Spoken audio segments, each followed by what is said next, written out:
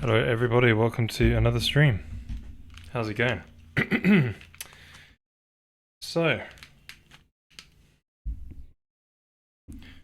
last stream we recorded that video for PBR. So I went over, or basically recorded a PBR recap, and explaining what PBR is and what we've done for our implementation. In today's stream, what I'd like to do is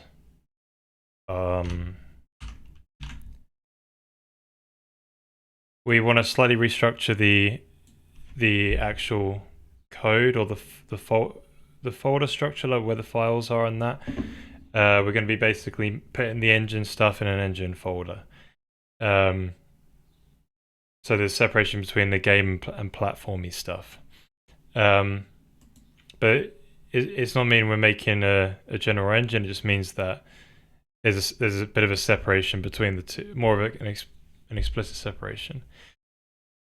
We're going to restart our GFX module, and we're going to recap our old renderer, and we're going to announce the new renderer design that we're going to be working on over the next couple of weeks, probably.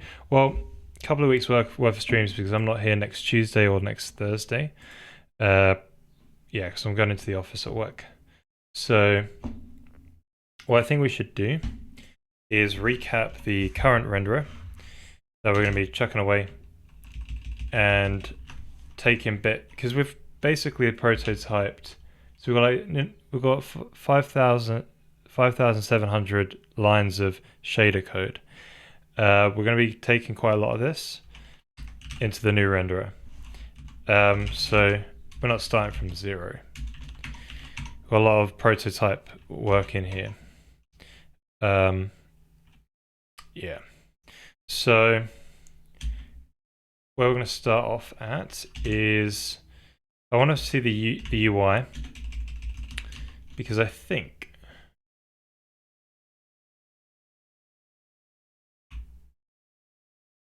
did I delete the old UI? No, I didn't. I disabled it. Sweet. So we might be able to mess around with this still. Should be good.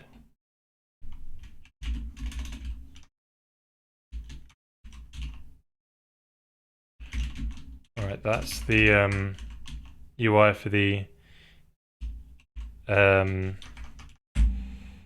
UI for the PBR stuff. So we just commented that out, and we're just going to quickly go over to the other part of the UI. Where is that? Ah,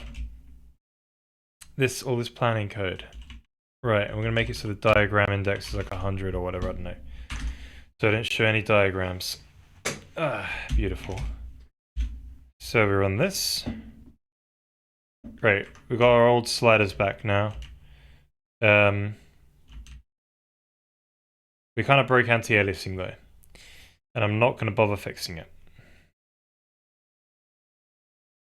but I'll mention it. Hey there, Woodjilla. How you doing? How you been? We should probably get rid of the... Oh, we'll keep them there. Right, let's bring back all of the spheres. And maybe have ways of only showing a certain... Repair...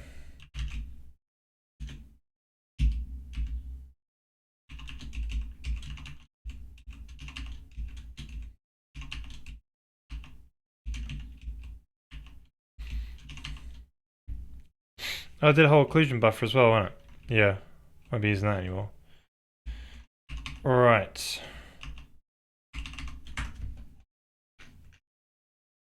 Where is it? Yeah, that one. So this one says only put the first cluster on. So all these instances just put their root cluster on and fully set all the spheres. So run that, we should have the old, yeah. So this is what it's like with PBR. We can make them bigger though. They're flickering like crazy though.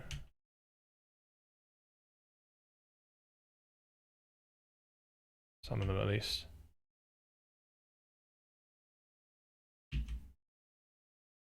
Don't know why that is. Awesome, good to hear, good to hear. Have you been up to much?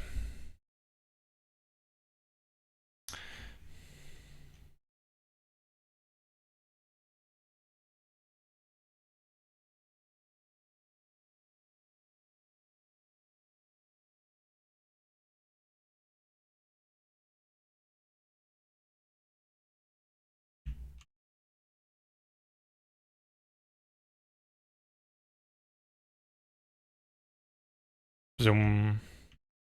Yeah, they also could be alpha blended as well and fade in and fade out. Oh, but I've broken the alpha blending. Should we quickly have a look, see if we can fix that? I was thinking though, it's probably not a good idea to invest time into it. It was in the PVR code, wasn't it? To calculate surface color.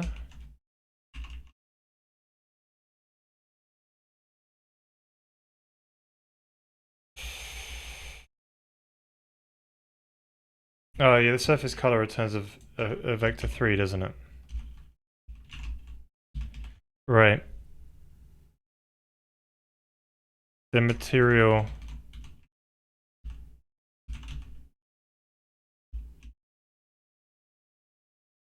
is albedo there, but then unpacked is only a vector 3 in it.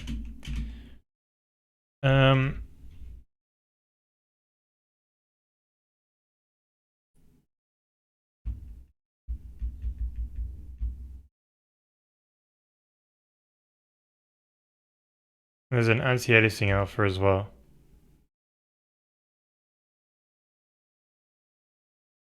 Yeah, I thought... Oh. No, I thought I broke it some other way then, but maybe not. Oh, it's not anti-aliasing with the cube map.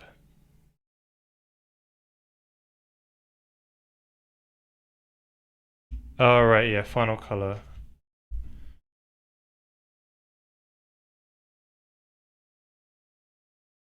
Yeah, so you can blend it with the cube map.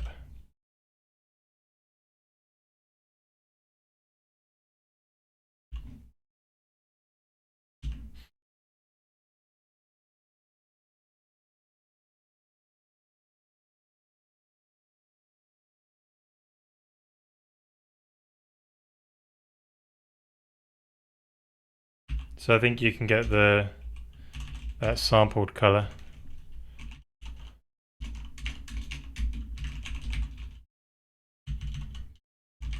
Or environment color.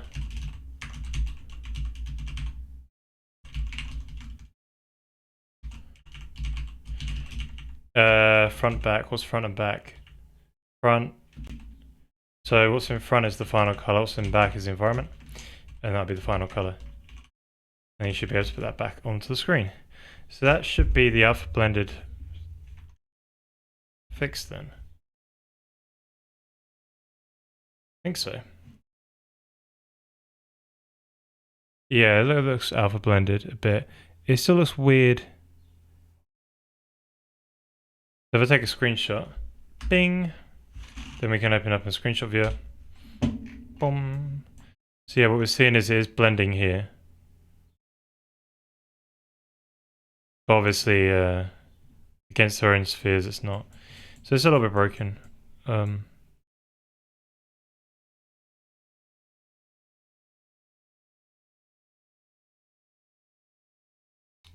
that's cool.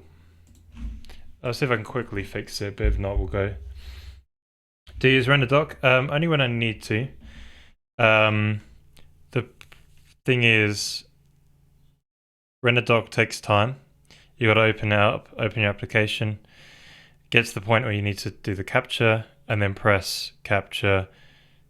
Then go into it, find the draw calls. You know, there's a lot of steps. You can minimize the steps by integrating render doc into your game. So you just, while you're playing it, you're like, oh, let me get a capture. And you can press a button, it opens it automatically. But there's still steps after that.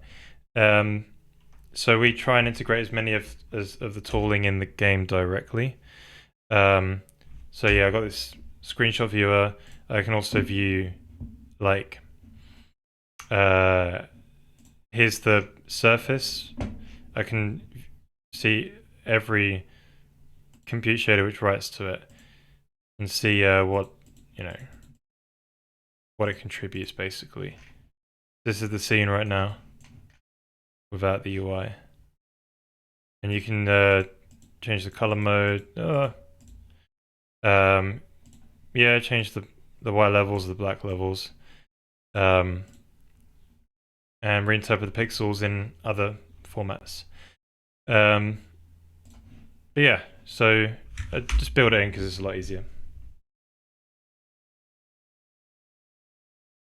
Hey Chandu, how's it going?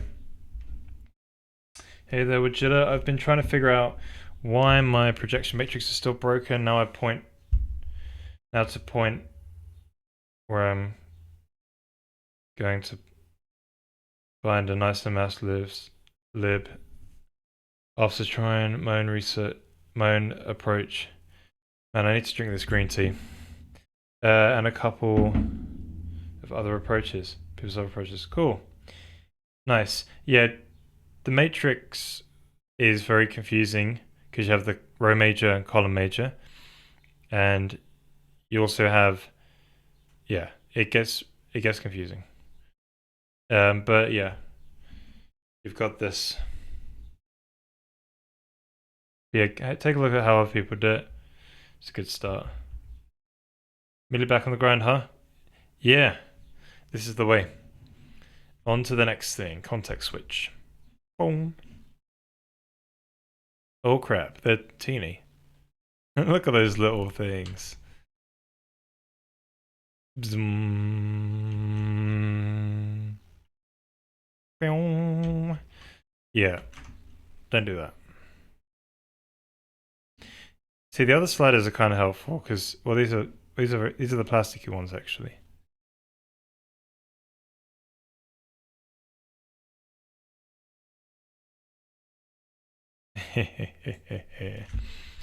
um,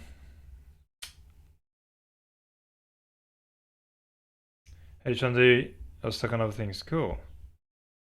Thank you, sir. Thank you. I studied an insight. Yeah, insight's pretty good as well. Yeah, you got to do captures and things to use them, but they're quite useful. Oh no, I'm just doing fully in compute shaders. So we just use compute shaders, and so the basic idea is if it's 3D, it's ray traced. If it's 2D, it's sign distance fields. So that's how you can. That's the approach I'm using at the moment. Yeah.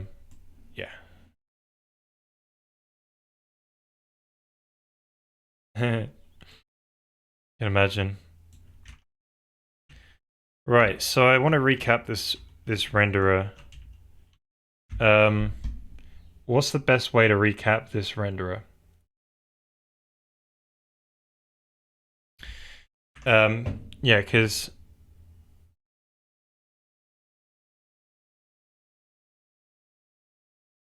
yeah.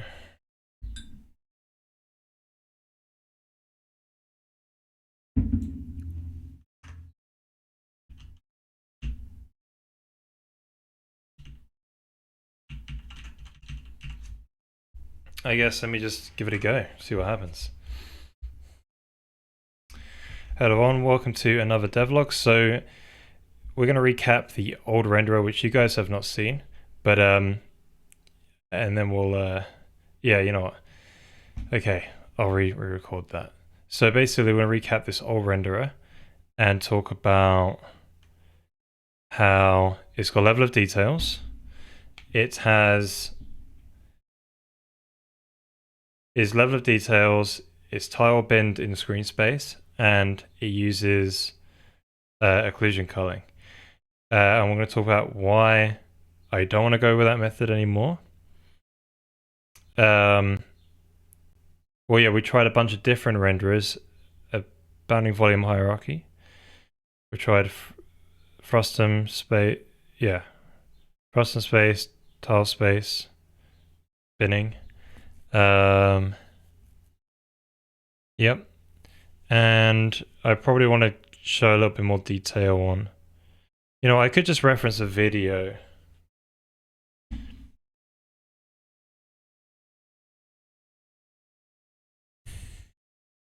Yeah.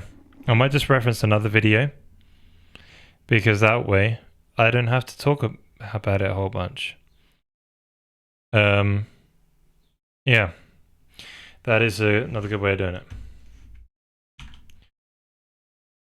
Let's find the video.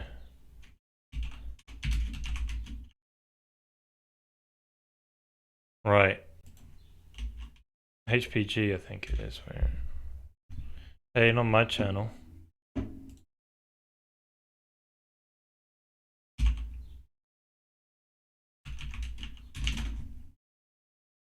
Yeah, I think it was this. Man.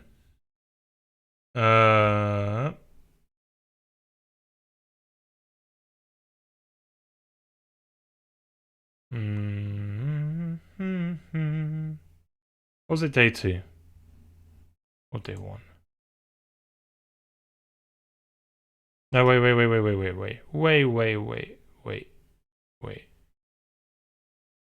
What day 3 is this? 2022?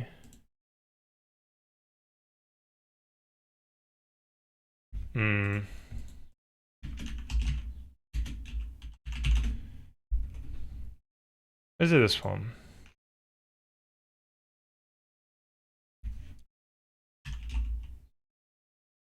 Oh, it is. He did the one at the end. Oh no, he's on at the end here. That ain't it then. It was one of these.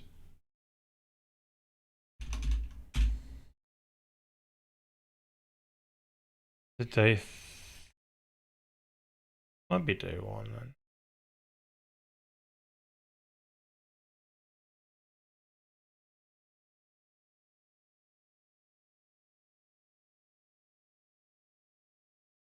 Yeah, it goes over here. Oh, it is. Chat.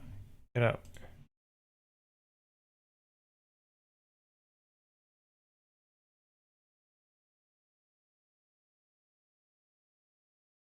It was here, wasn't it?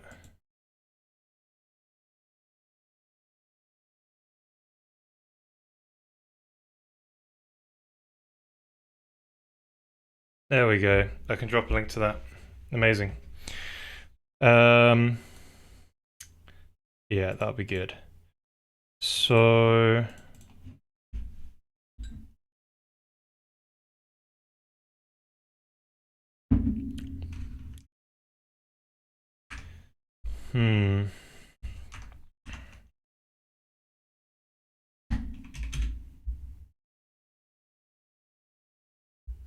Hey Zaka, you managed to install Linux after one day of pain. The problem was the network card trying to log in non-stop doing the system.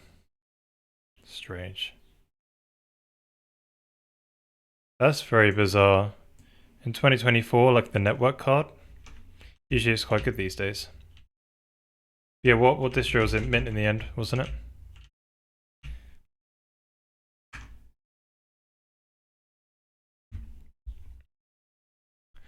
Hello everyone, welcome to another devlog. So today we're going to go over the old renderer and we're going to talk about what we're going to do in this new renderer that we're going to be working on over the next few weeks.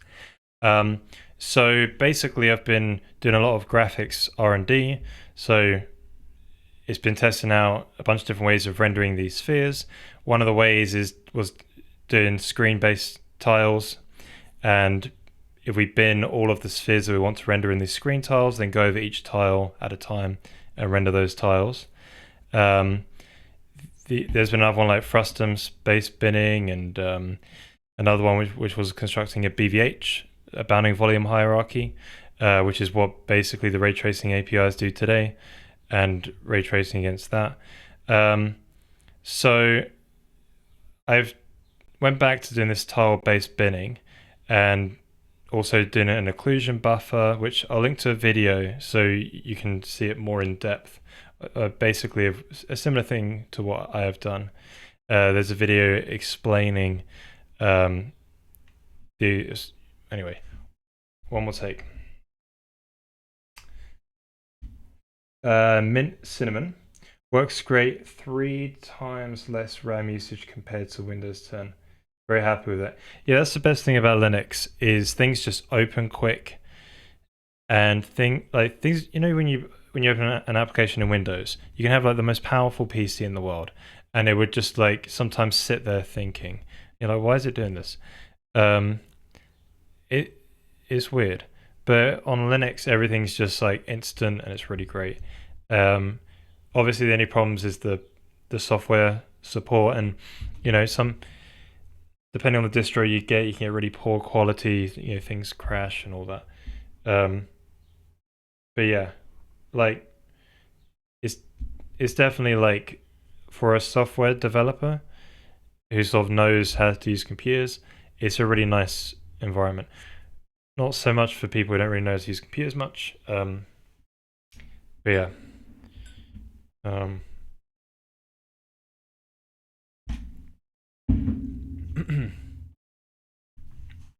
Hello everyone, welcome to another devlog. So today we're going to go over how this old renderer kind of works, and then we're going to be restructuring the project a little bit, and then talking about this new renderer and where we want to take where I'm basically going to settle on for the renderer, I think.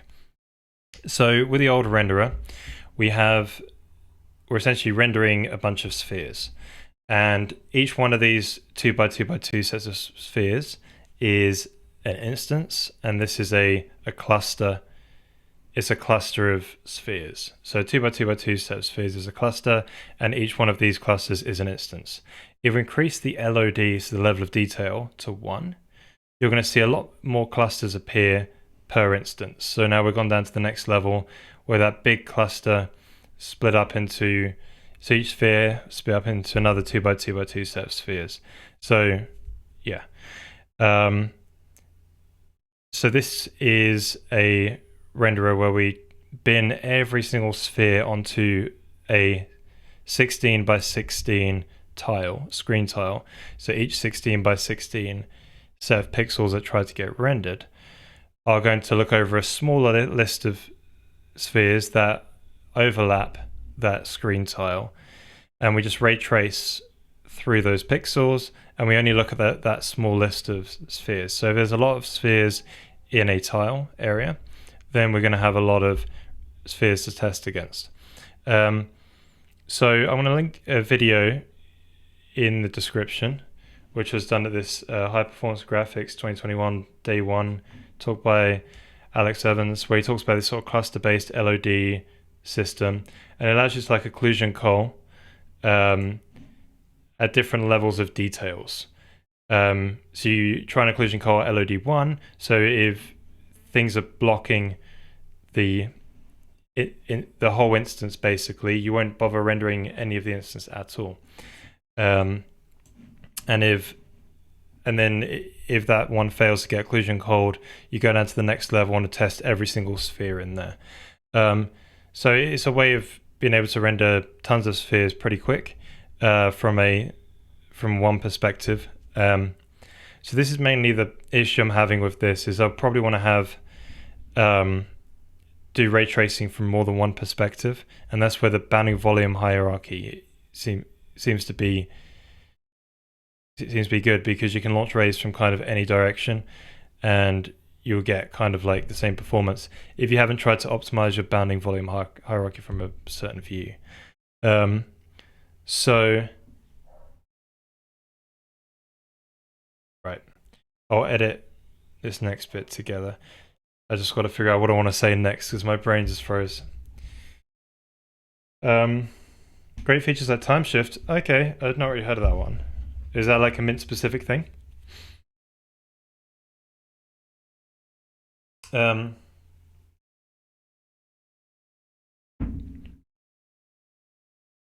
Right, so we talked about the BVH thing briefly. Right, okay, performance, that's it as well. Oh, and I don't have chat up on the screen. I need to bring back chat on the screen. I'll do that soon. So with the BVH method, it actually yielded somewhat similar performance to what it was from this same from a single perspective. So I think I want to move back into using that PVH method, because I'm also going to be changing out another aspect. Oh, okay. Let's retake that one. Right, so another reason why I want to go back to using the BVH method is that, so I think this screen-based, also this tile-based binning method does produce slightly better performance, but the issue is I can't launch rays from different perspectives. So if I were to do a global illumination of some kind, or I launch rays just from random, well, different places in the environment, I can't get that accelerated as well as a BVH would. So if we take a look at where we got to with this one, at least, essentially, so before PBR is less crazy, but now we've got PBR, we're getting lots of reflections and things. So we can have kind of quite small spheres. I'm not sure how this is showing up on the video, because it's probably quite, there's probably lots of compression going on. So let me just, it might be good to switch to a day scene, but yeah, you can get them kind of reasonably small. And yeah, I'm not sure how it's going to look if we grid align these spheres. So I was thinking maybe we can kind of offset them from the grid a little bit, but it just doesn't seem, yeah, by having them all very similar sizes and kind of grid aligned, but maybe you can offset them, I think it's going to end up causing some restrictions, which I would like to remove. Yeah, restrictions to how different you can make the art or something like this. So yeah.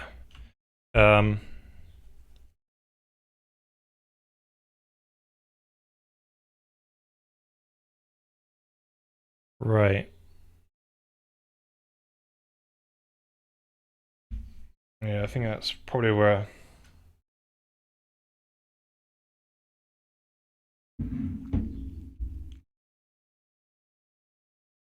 Assistant for the snapshots from store. Yeah, I was thinking it'd be something like that. That's cool.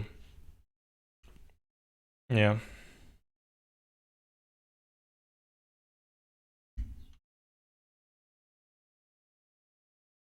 Oh, the chair's in there.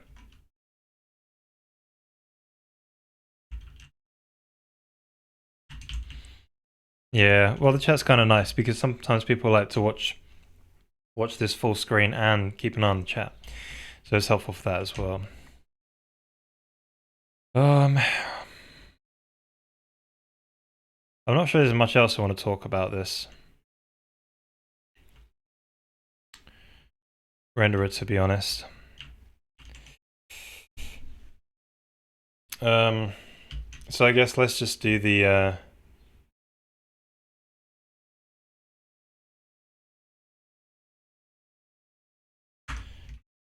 maybe we should move on. Anyway, I'll drop this in the chat if people are interested. Let's go bring that chat back up. Ding. Right, so the next thing to do today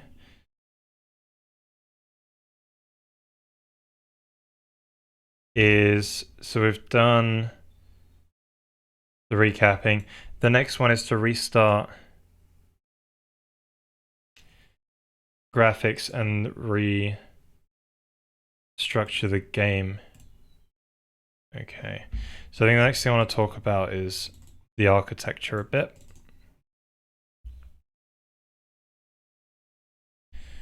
Right, so looking at the folder structure of the game, this is our source directory.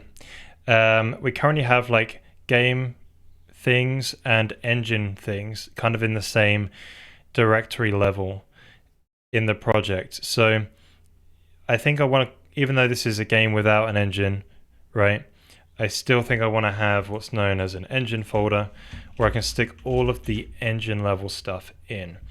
So what I'm going to be doing is moving in the core UI, because that's just like a UI library, if you will, but specifically for the game. GPU, which is abstracts over Vulkan, and operating system. So we'll just leave GFX and these game things in this directory, and we'll obviously add new ones like editor and some of the game specific things in the future. So I gotta git move these things, because if not, it might be like, oh, you deleted it, and I don't want to do that. So what is all this? Right, can we get, I've got to be careful here, git reset. You know what, let me read what this says. Git restore.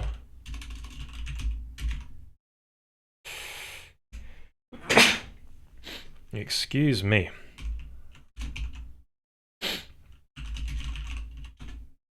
Alright, we're back. So, I want to make sure that I remove that history, because I could accidentally press up and then press enter and then I've lost all my work. So I need to do all that. Alright, very good. So the next thing to do is to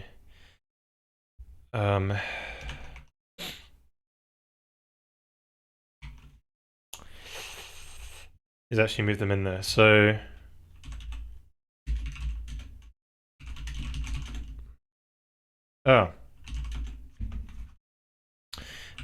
git move. We're going to move core into engine core.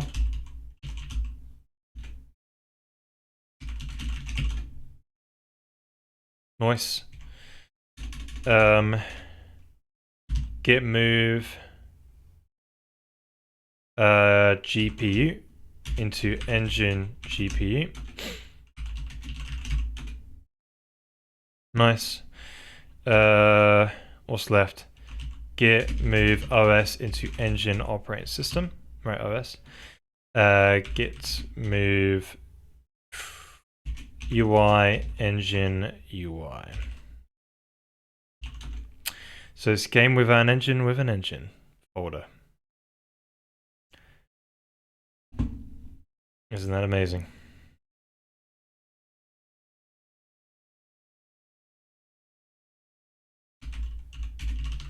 Let's make sure we do that history remove stuff, because I don't want to accidentally delete. Git status. Cool. So record another little thing.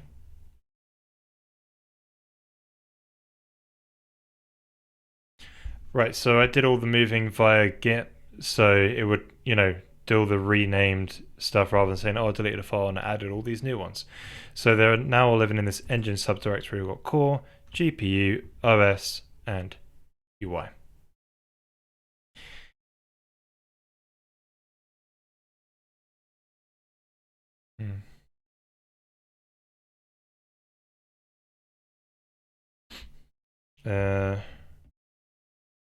So now it's time to patch all the code where all the files reference where the old files were, and just point them to the engine subdirectory now.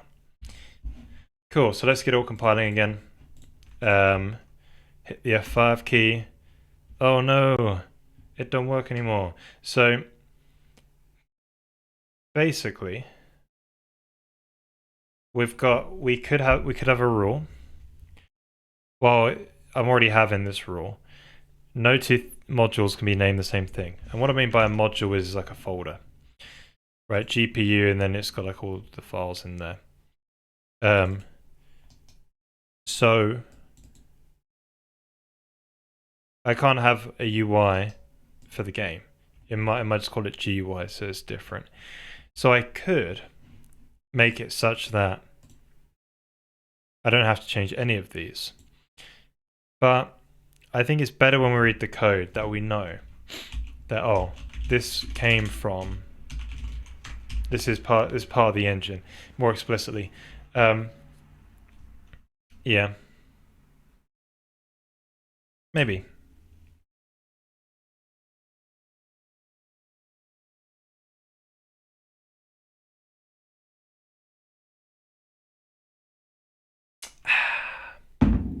Very nice. Yeah, I think that'll be good. So we can do stuff like this. So we need to go around the whole. Well, yeah,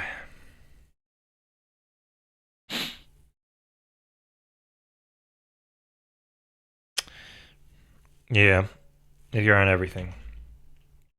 That's cool though. Engine core. So this is me including it also as a single compilation unit. See, I gotta make sure Windows works as well.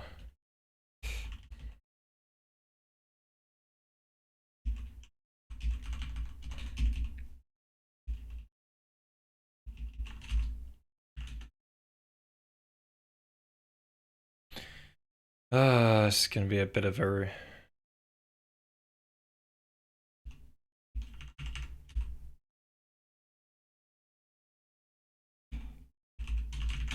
Right. So if we go into the next one is game.c, there's probably not much there. Right, game.h.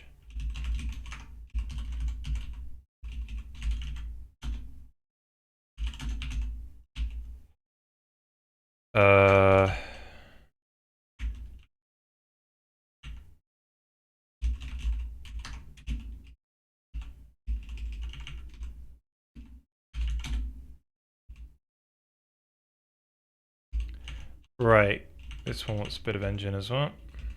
Bit of engine too.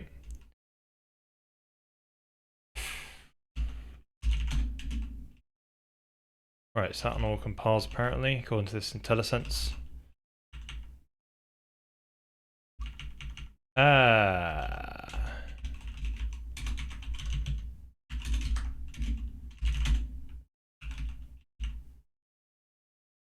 What?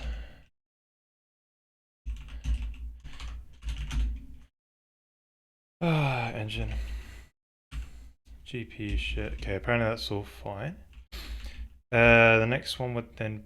Oh, that should be right. Huh. Right, that one comes from HCC. Oh, the metadata. Right, so it's no longer ... Okay. It's code generated metadata from the compiler.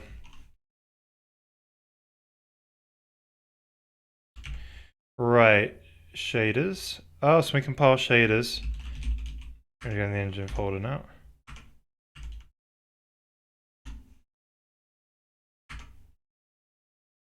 Right, operating system. Guess let's keep pressing S5 and keep going.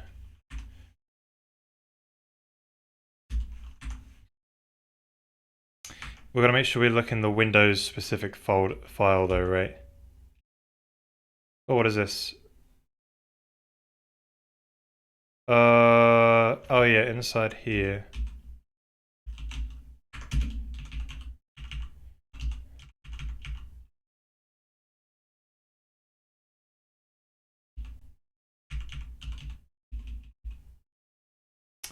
Oh, it's not found, is it?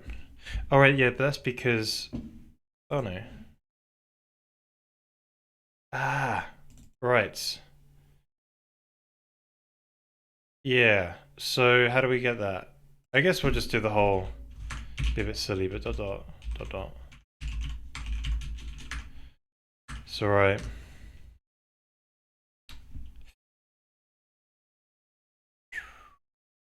So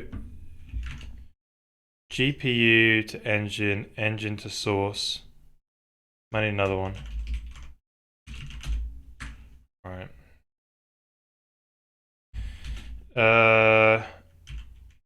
Right, engine UI.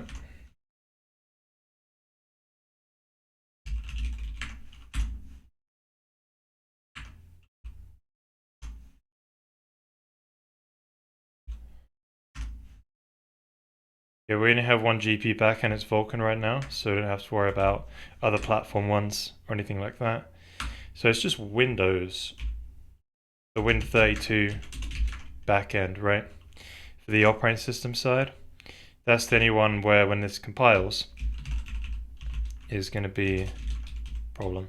So some fun fact about C is when you use these quote includes, if it can't find this in a relative path, well, okay, this is how crazy the C spec is. If it fails to find it this way, it will find it using this one. And that's all the C spec basically says, is if it felt like they're two distinctly different ways of searching for a file, but if it fails to find it with double quotes, it will try it with the same path as the angle brackets. But the way operating systems and compilers treat it is these are the system ones, and these are the relative path ones. Yeah, it's weird. So, yeah, that one will technically work, but it's good to do it this way.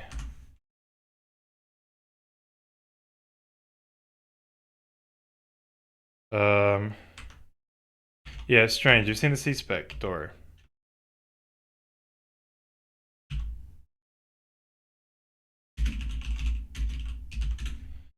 So the spec says,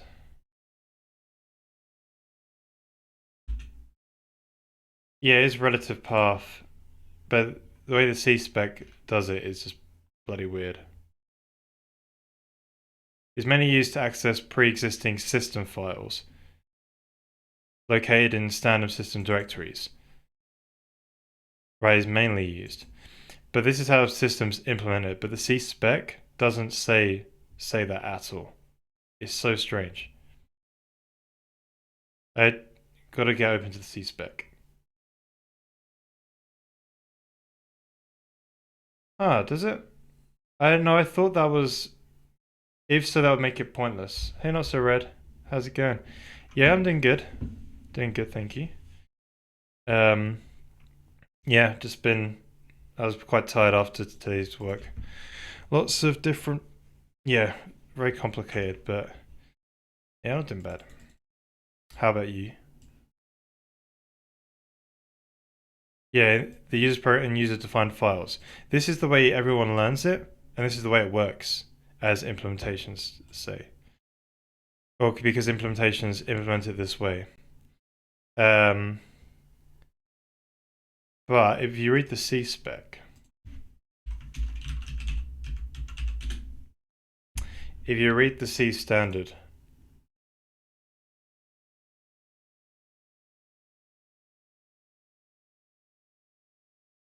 and you have to pay for it now.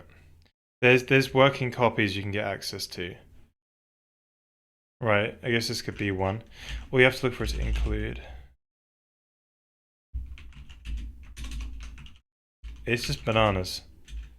Because obviously when I wrote my compiler, I was looking at it. There we go. Implementation defined. Right, so this is the system one that everyone knows. System paths. Search is a sequence of implementation defined places for a header file identified uniquely by the specified sequence between the angled bracket, angled brackets, and causes the replacement of the directive by the entire contents of the header. How the places are specified or the header identified is implementation defined. Now we get to the ones with the quotes. Right? Causes the replacement of the directive by the entire contents of a source file identified by a sequence between the quotes. The name source file is searched for in an implementation defined manner. If the search is not supported or the search fails, the directive is reprocessed as if it reads with the angle brackets. So basically, we're very lucky that every compiler does it basically in a very similar way. This is for system stuff, this is for user stuff, but also falls back into system paths. But yeah, interesting thing about C. So now you're all educated on something new. I hope. Useless knowledge. I'm doing good. I'll be back at work tomorrow. Other than that, everything's great. Awesome. Did you have a little a little holiday?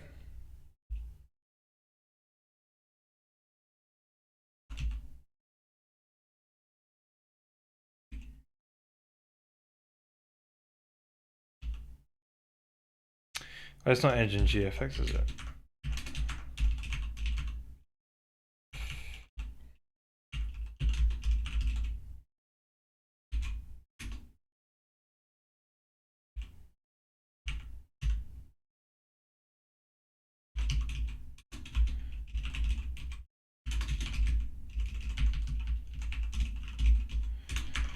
Alright. Nearly there.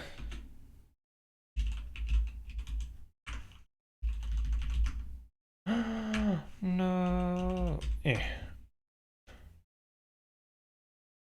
We're compiling again. So let's run it. I've got to remember the Windows one, though.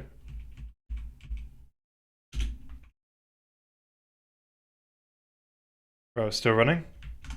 Very nice. Yeah. So the only other one we've got to change is Engine OS Windows.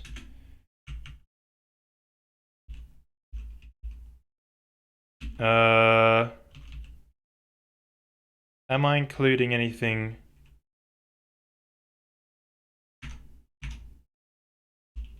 Well, I didn't really change anything with the Linux side of things, did I? Yeah, I think. Try that. Yeah. Probably includes everything. Yeah. Okay, I think we're fine. So I think we can commit this now and then move on to the next thing. Yeah, Red, we made a we're now game without engine with an engine folder. It's legit.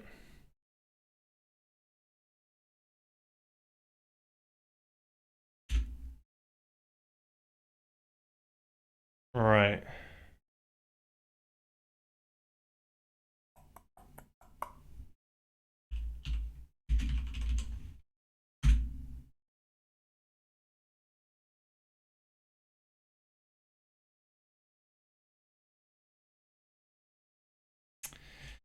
Move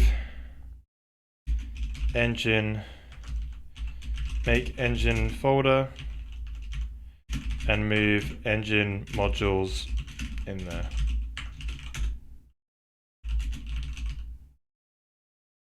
Alright. There we go. So what's the next thing we should do? Oh, I need to go back to Discord, innit?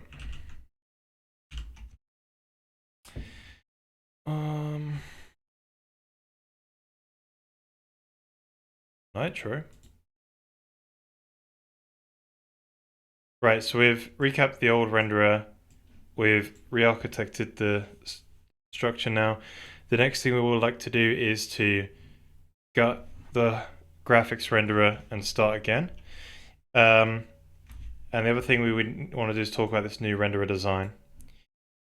Right, what should we do next?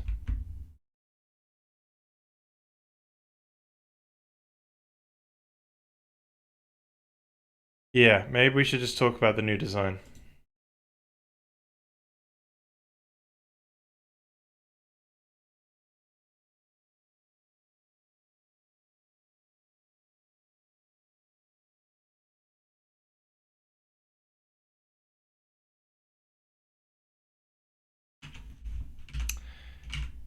All right.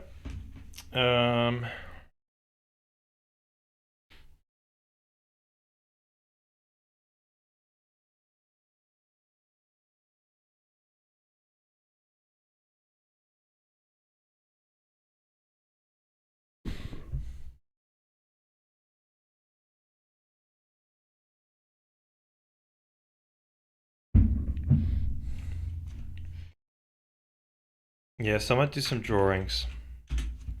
Drawings might be the way.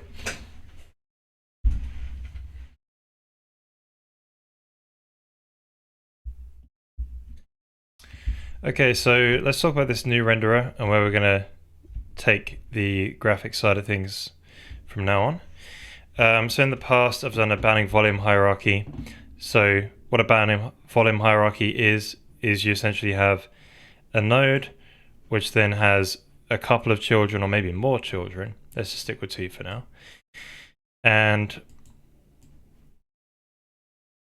basically these 2 nodes live within this within the space. You know what? Let's do that. Let me draw it out.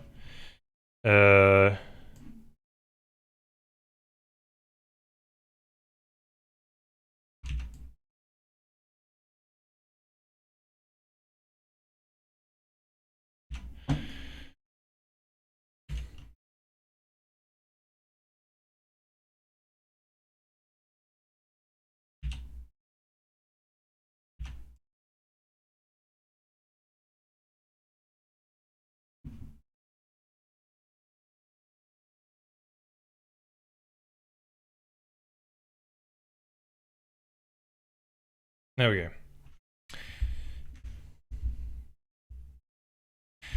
Right, so let's talk about how I want to architect this new graphics renderer from going on. So we talked about having our previous render being this tile-based binning for spheres. And we tried what's known as a bounding volume hierarchy in the past. And I want to go back to doing a new and improved version of that. So let's talk about a bounding volume hierarchy, what it is, and what improvements we're going to be making. So on the left here, you're seeing as if you're looking into the world through a camera. You might have your spheres are inside of a bunch of volumes. So inside here, you might have a couple of little spheres in there, couple little spheres in there, and 2 little spheres in here. So when you ray trace against this bounding volume hierarchy, you first check this outer one. So imagine you're trying to draw a pixel that represents one of these that is on one of these spheres. You will check against the outer one. It's an axis line bounding box. Do you hit? Yes. Then you check against this child here. Do you hit? Yes. And then you check against this bounding volume hierarchy. Do you hit? Yes, I do. And then you check against this sphere. Do I hit? Yes, I do. So then I, color the pixel based on that sphere. But obviously you're not just checking each of them going down the hierarchy. You've got to check the other boxes as well. And after I've checked the sphere as well, I missed that one.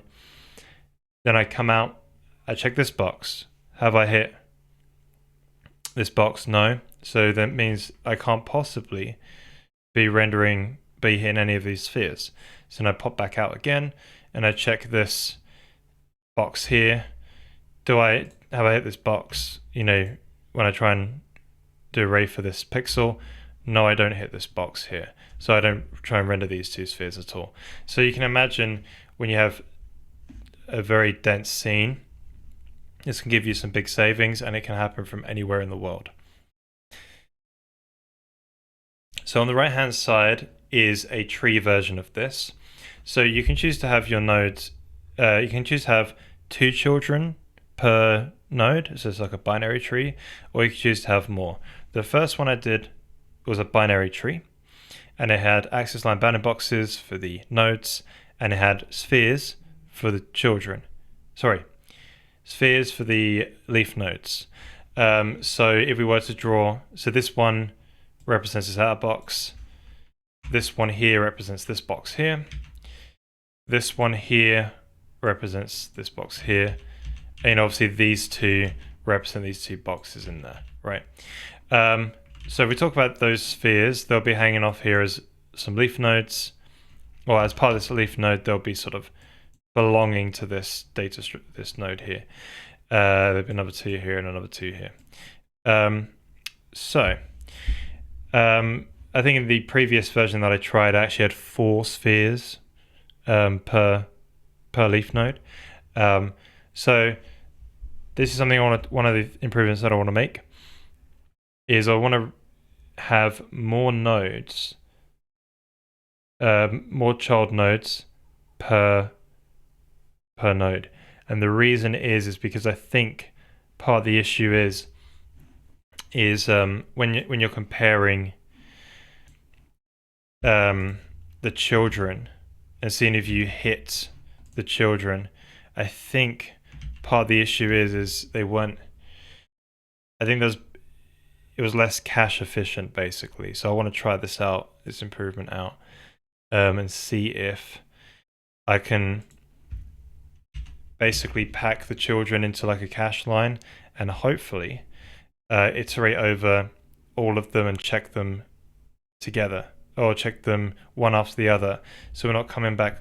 So hopefully maybe they stay in cache more, or maybe we can go one after the other and not get interrupted by having to fetch more memory.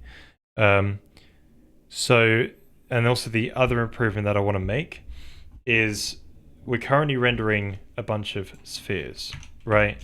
So as you can tell, the bit of the problem with the spheres was that they're all kind of like the same sort of size. Now, I want to try and have this rendering art style use these spheres in a way, but I want to have it be a little bit more flexible. So I'm going to upgrade the spheres to ellipsoids. So we're going to be able to change the radius on the X, Y, and Z dimension. Also, they're going to be able to rotate in local space. So we should just be able to essentially draw models with a bunch of ellipsoids. And that will that'll hopefully allow us to have a little bit more flexibility so the art won't be heavily constrained. So one other benefit of doing ellipsoids as well. So this was a real big problem, I think. Doing these ray verse boxes and then with an if statement saying, hey, if I'm the leaf node, actually do ray verse sphere. And this means that you have two different branches on the GPU, and the GPU if it's running in lockstep with like 32 other threads, and the other 30 other threads, some are on leaf nodes, some are not on leaf nodes. You're going to be doing two different types of intersection tests, which means you basically have to run both the code, like both sides of the branch, because some of the lanes have to execute the access line bounding box tests, and the other ones have to execute the sphere verse ray tests. So the other improvement that I want to make is, rather than these being access line bounding boxes, they're going to be ellipsoids. So everything is going to be ellipsoids all the way down, and hopefully this means that there's less inactive lanes when inside the if statements when we do the intersection tests, and we're going to be making more optimizations as well. But yeah, that's basically the idea. So let's get started by just cleaning out the old graphics file and just getting the bits in that I feel like we need to keep, and just start by ray tracing a single ellipsoid and just seeing how that looks. Nice. That was good. So yeah, time to nuke everything. So that just means copy paste. We'll call it graphics. So the thing is, I guess I'll still put it in source control. Graphics.old.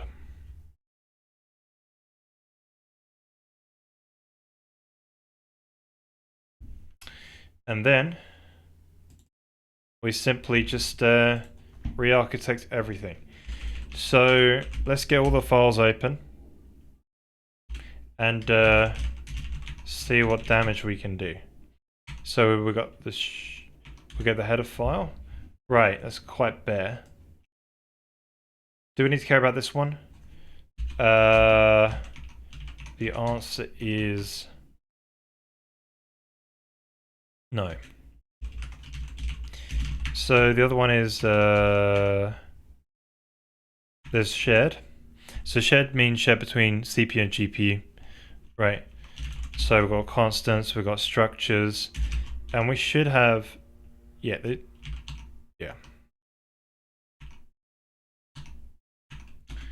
Right. So the problem is a lot of this stuff should be in shared in here. Okay. Right. So I want to nuke. Right, so let's go around and just see what we can get rid of. So let's just start in gfx.c. This is just our whole renderer. So we've got some of the PBR stuff in here, we're just getting rid of that. Though this is testing some of the readback stuff, I don't need test code anymore. Like, we've literally tested it all. This expand bits is part of the Morton stuff we're going to be needing the Morton code. But we've got in another file, we'll just fish it out. So basically, what do we need to keep?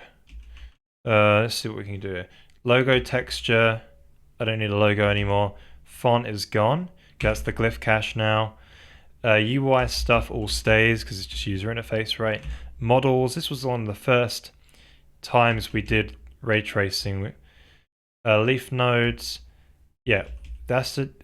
We'll probably be making something like this. Occlusion stuff all goes. This was the new LOD stuff, that all goes as well. Draw 3Ds are lovely debug drawing stuff. Draw 2Ds as well. We keep that. Depth texture. We probably want a depth texture still. It probably could prove handy. View from world. Yes, we need to keep that. Sort keys and all this. This is the AMD FFX. Well, AMD FX Fidelity. Oh, sorry, Fidelity FX. That's why it's FFX. Radix sort or parallel sort. So we'll keep these around because we might want to sort some stuff on GPU. Screenshot texture, we'll keep that glyph cache. Pre-filter BRDF. Right, we're keeping all the PBR stuff around, right? We just spent a couple of weeks doing that. So here's the sort code. Yeah, good. Right, so that's cool. Let's just get back to here then and just nuke everything we don't need anymore. So we'll keep this. Initialize the samplers. User interface spheres, this all goes. We'll keep that depth texture. Delete all the red. Red is bad. More red. Sort this. So this is the initializing the sort stuff.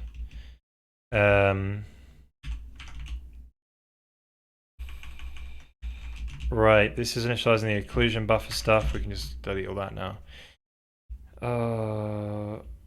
Yeah, we've got it all backed up, so if we need any of it, we can just go back to the old folder. This is the lovely ifdef for the profiling. We can always enable that and view profile information about shaders. Screenshot, glyph cache, pre-filter BRDF, all that stuff is staying.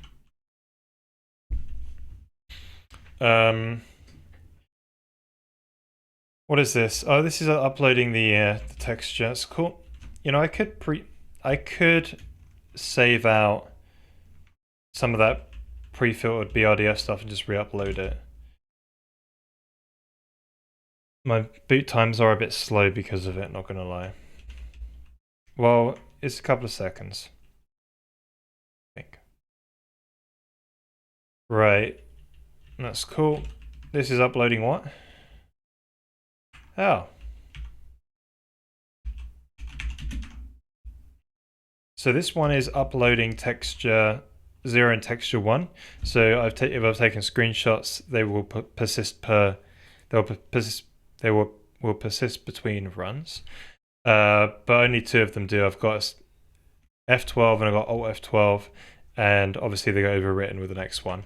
But I've also got a directory where the screenshots get saved out. So yeah, here's the persistent ones, and every time you save it, the screenshot also saves out of a date and time. So that's nice.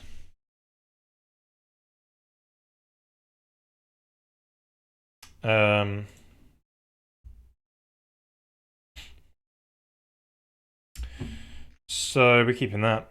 So that just uploads them at the beginning of the game. So this is the radical inverse. Oh, okay. This is the stuff that computes that pre-filter map or the reflectance environment map. This was in here for the diagrams though, so we're deleting that because that's in the shader file. Yeah, I could just copy and paste that from GP to CP and it just ran fine. Yeah, so we hardcode delta time at the moment. Look at us go. We'll keep all that. This is to do with the sort of flying camera we've got. We'll keep all this for now.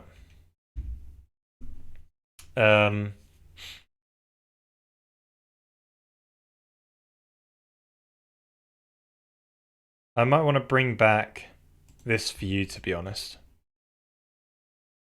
Yeah, okay, I'll just remember it's there. So a lot of this code here now is probably a bunch of it's UI and... Oh, there's a material thing though. So it might be nice to keep that material stuff around, that material UI around actually. Because we're just going to be setting up a bunch of... We'll be setting up a little environment, I think.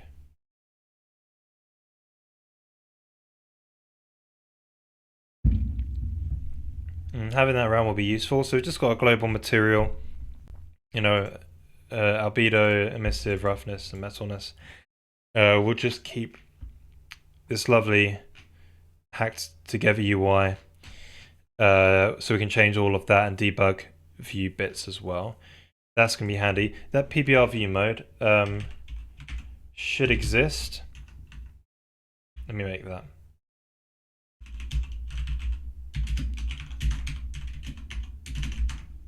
Yeah. So it's not an enum, it's just, well, it's an unnamed enum because it's debug code, but that's what the enum is. Right, so all of this is this is my UI test code when I first wrote the UI renderer. Before I wrote the UI library itself, I wrote the renderer. First is a highly flexible SDF renderer. It's like an SDF virtual machine in shaders. It's insane and crazy. This was the benchmarking full screen pass of it. More of that. Just getting rid of all that as well. This is the texture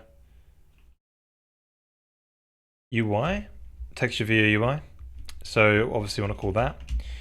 Then all of this here is the all the diagrams that we built for the PBR devlog, which will be going up, I think, tomorrow. I've got it up on YouTube now, but I've got to get all the time stamps all sorted out. That's on the YouTube channel for those interested tomorrow. I'll drop the link to that in there. There we go. Yeah, so we post devlogs as well. I'll get back to a good schedule with devlogs now because we're not doing anything that's too complicated, I don't think. PBR was a big learning curve for me. It wasn't not learning curve, just a lot of stuff to learn. So I didn't want to just upload a bunch of videos me learning, rather a learned version. What is this? So this is us saying, hey, we've finished doing all the UI calls. Upload it to the GPU now, please. Well, yeah, this is the glyph cache. Because we've got a better font renderer now. This is uploading the arrays for UI rendering. Now, this is me trying to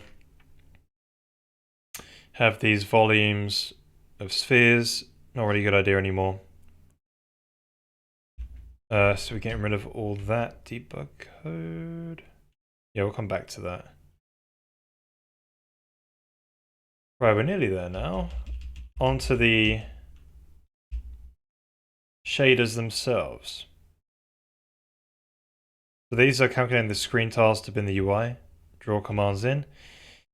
This is the uploading the draw 2D and 3D debug stuff, because you can do it from CPU and GPU code.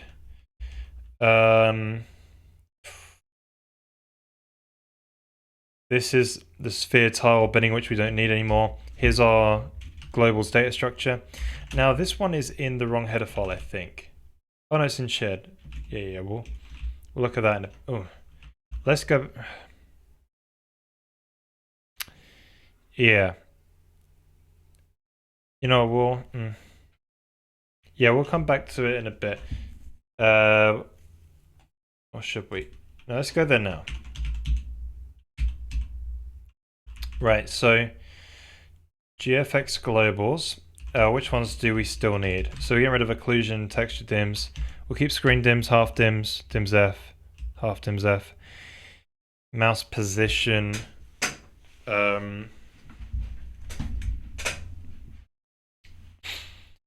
Yeah, mouse position is really handy because you can just be like, oh, if I'm hovered over it, over this pixel, print. So it's really nice. Camera position, world space, field of view. All of this stuff needs to go. Time, seconds.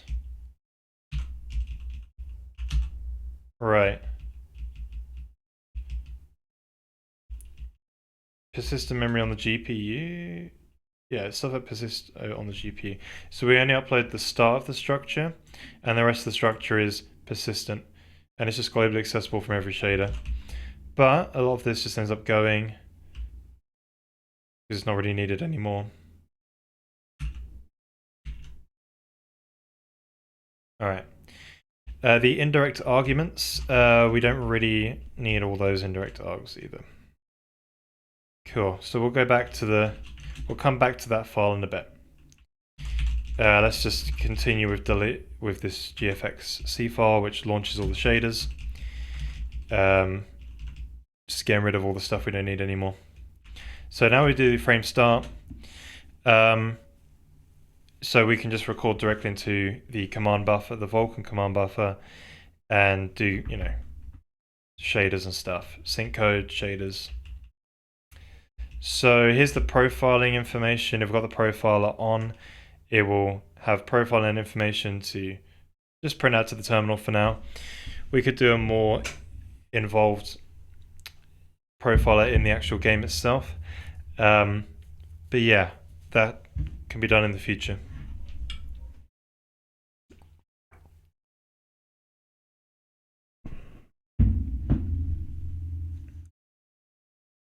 Then we start doing read back. So we start doing it here. So this reads back from the GPU. I think we're going to delete this now. That's test code. This one is getting the screenshot back. So when you take a screenshot, just save that to disk. Converts it from BGRA to RGBA, and then saves it out using STB image right to the screenshots folder. Yeah, then we've got these interesting things called like the readback command buffer and the readback debug command buffer. I quickly put these things in because I thought they could be something I expand on. It could be interesting, but they're basically just a bunch of integer arguments and a number of arguments. I was thinking I could implement logic on the GPU that could then request something for the CPU to do. But yeah, maybe I just use the readback queue stuff and just do it that way if I wanted to do it. But anyway, I might delete this now, because I'll just delete it there at least. Alright, readback texture, that's gone.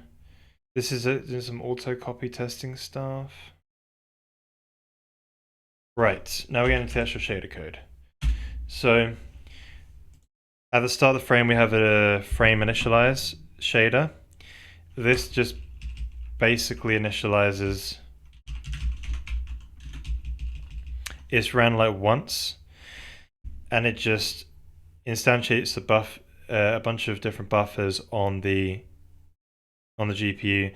Like our printf buffer, we set the cursor back to the beginning again. Read back buffers as well, set their cursors back to the beginning again. And we initialize some stuff to 0.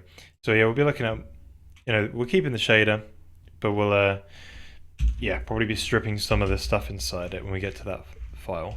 This is the clear one, so this clears the screen. We may or may not need this in the future. This is all the volume construction stuff. So we're going to delete this because we're going to be going with a different approach. A lot of shaders. It's quite an interesting design, a lot of shaders.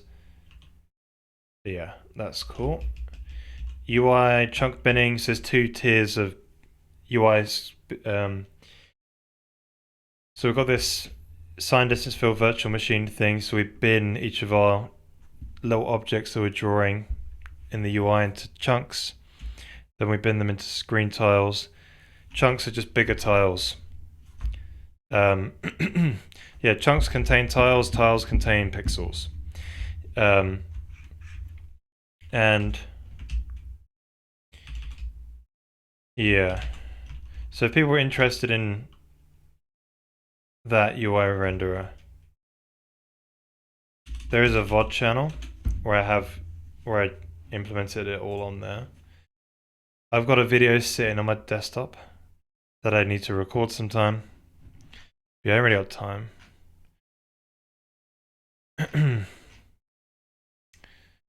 Yeah, we did a UI render about day 40 or day 30.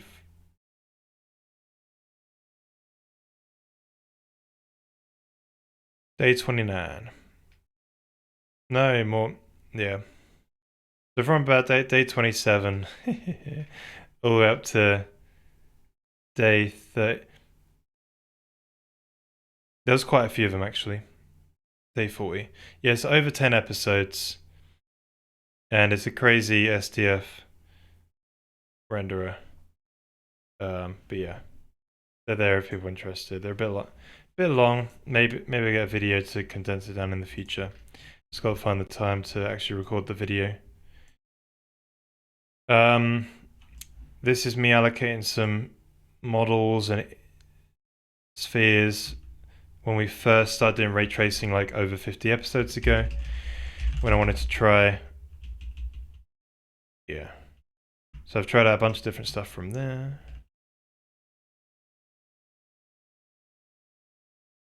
Occlusion, buffer, rendering some low resolution stuff into an occlusion buffer. Preparing or selecting LODs, levels of detail, selecting clusters at different LODs. Getting the spheres and putting them into screen tiles, I think. Yeah, all of this code is putting them into screen tiles. And then ray tracing the spheres. That's our ray tracing spheres shader. Right, now the rest of this is the old tile binning code, the old BVH building code, which we're going to be doing again soon. BVH viewer. We do not need a BVH viewer anymore because we have debug drawing. So we just need an ifdef, and we can just do it from within the BVH traversal code itself. And then here's the UI renderer. Draw 3D renderer, draw 2D renderer, so there's debugging shapes. And what is this? This is the F12 to take a screenshot code. So I'll take a screenshot. Neat. Right, so we're nearly there with, so this is the sort code, then the draw 3D API. to the API. Right, so that's that file. Now we've just got to clear out the shared and the shaders file, and then we can get working on the new renderer. Hey, Satanic Pope. How you doing, man? I'm totally being nosy here, but in the line of work, do you often use PLC? No, so work we use C++. It is, is a big company, I guess. Well, big is the term big is relative, right? But there's quite a lot of people with different styles and whatever, and so depending on the person, you get a different type of C++ that gets coded into the code base. There are some, but typically they don't go too crazy, OOP and that. But I think, yeah, but it is very. There are large parts of the code base which is quite procedural, I would say. So typically, when I'm at work, I try and program in as C style as possible, but I'm programming in C++, so you often get tempted to program in using a lambda or something, and stuff like that. I'm using HCC there? No, because yeah, HCC is my little personal project. So yeah, we've got some other solutions that work. But yeah, so yeah, I think it's quite decent, all things considering, because I've heard many times when I interviewed at different places in the industry, I would get many questions about object-oriented programming, and it still feels like the dogma of OOP persists, which is strange. Sometimes people are saying we're just trying to get rid of it now. Other times I've heard it sounds like people are just like, that's the way you program is OOP. It's very weird. But I don't expect anything more from, after going to college in the UK, I experienced everyone getting taught OOP and this is the way. So, yeah.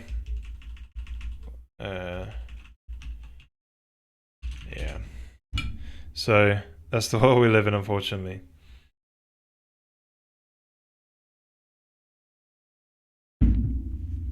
No worries. GFX BVH nodes. Yeah, so we're going to be adding this variable. Yeah, maybe we'll keep it.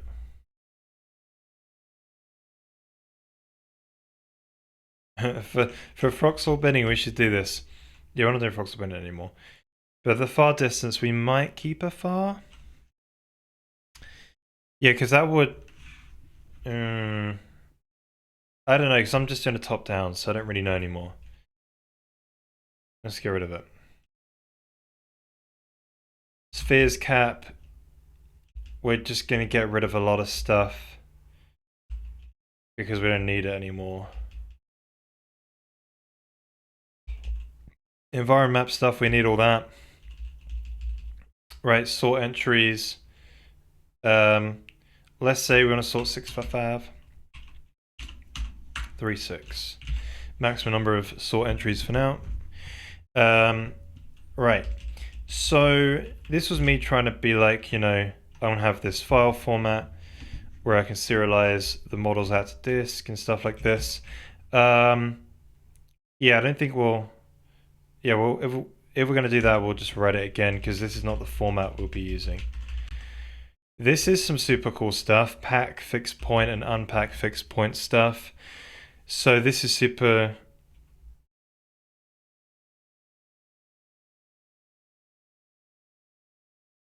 Yeah. I would like to move this to something shared. Probably GPU shared.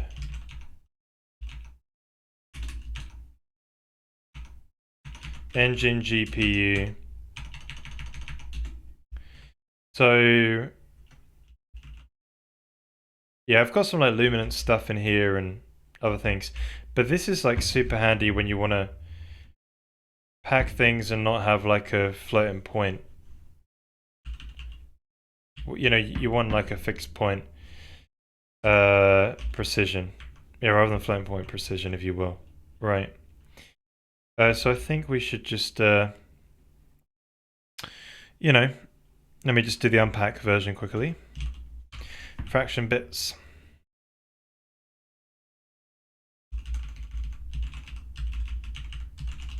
So this was 10 integer bits, 6 fractional bits. So that's just fractional bits.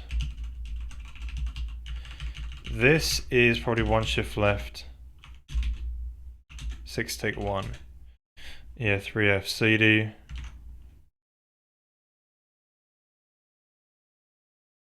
that. Then 64 is probably, yeah, it's just one shift left. As a float though. Yeah, so that will be the unpack and pack stuff. I might delete this 10.6 one though. Or maybe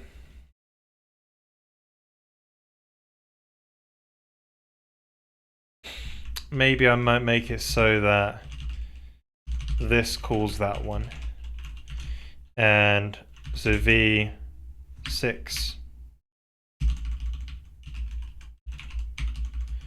unpack V6. Nice. So we'll just, yeah.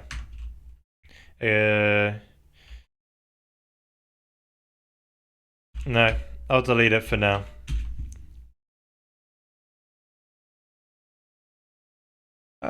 No. I will keep that. Cool. Let's get back to the actual other shared side of things. Right.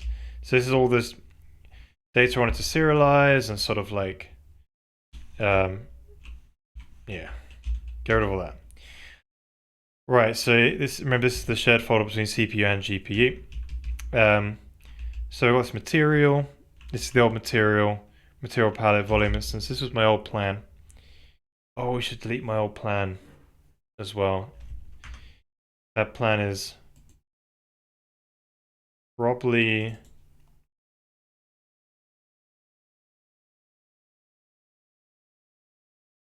yeah, that plan needs to go now.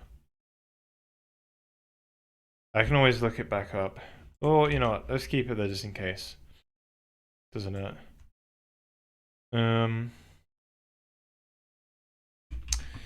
Right, so this is all the occluder stuff, volume that lives on the GPU clusters.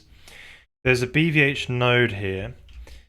Right, screen bounds and stuff. I guess we'll, right, ellipsoid. Okay.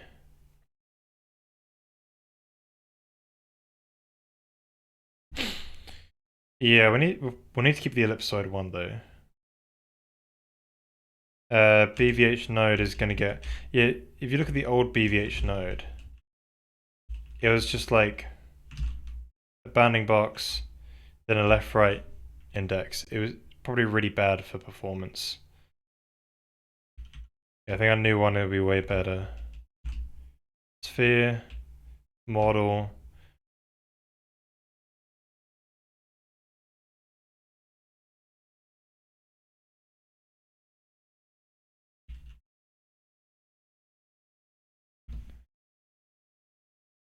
Yeah, this was me doing some sort of like, what was it called? A binary heap version. I don't think we'll do that anymore. It's so it's yeah, it was good for a particular reason, but it probably won't be a good idea for what we're going to do next. Right, so material.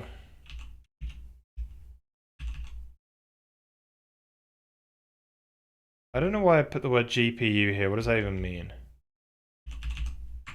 Oh, what does that section even mean? Yeah, this section should probably be better, but let's just keep it as GPU. So this material stays around because we're using that still, and light. And the globals. We've already looked into globals and fixed that. Same with indirect args strut. So we just got one structure of all of our indirect arguments on them. So when we make a buffer in the GPU backend, we can just have the usage flag set for that one buffer to say it's indirect args. So that way our buffer API can be super simple to create. We don't have to have a bunch of usage flags passed in, which is super handy. Blend pixels from front to back. I think we're going to have front to back blending and back to front blending, because I still think we're going to do alpha blending or ray tracing. That's something I forgot to mention in the devlog that we just recorded. We have something that's interesting about our renderer is we had alpha blending in ray tracing in the ray tracer, and I want to try and keep that. Right, here's our draw 3D and 2D API on the GPU.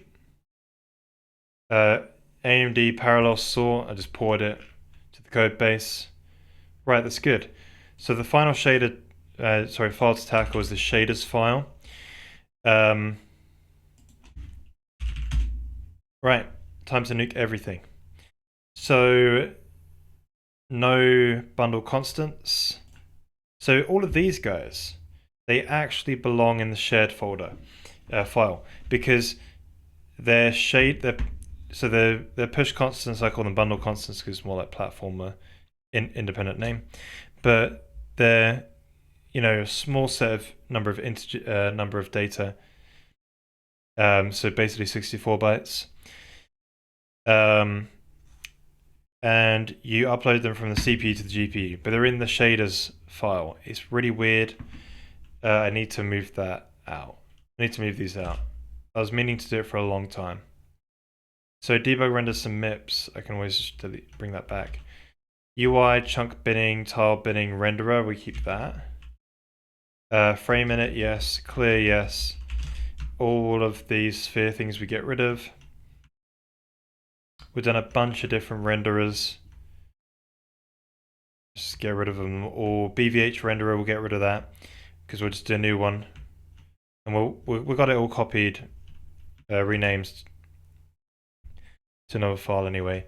Right. Downsample cube map, we keep that. Irradiance map, prefill map, prefill BRDF. Cluster, downsample stuff, that all goes. Just get rid of all this. Draw 3D render, this stuff stays. All the AMD parallel sort stuff, this stays.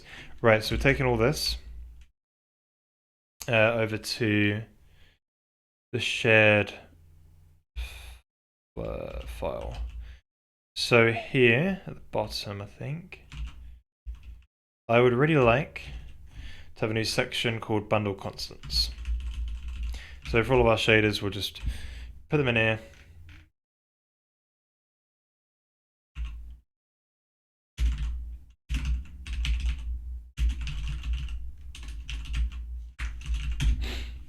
All right. So we need to make sure that HCC stuff. So in GFX, we actually include, GFX shaders C.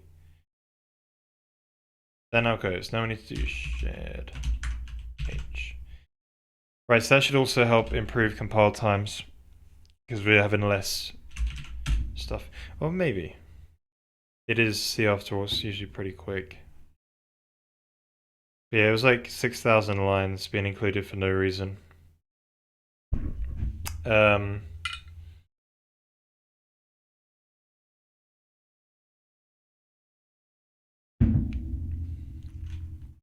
So we're going to get rid of this now.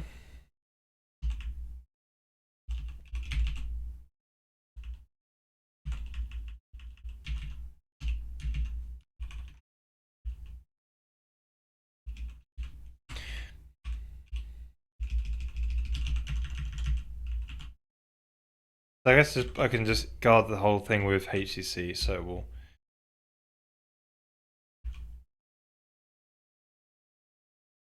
it will know. Right. What? Mouse at requires at least one translation unit to contain at least one declaration. I'm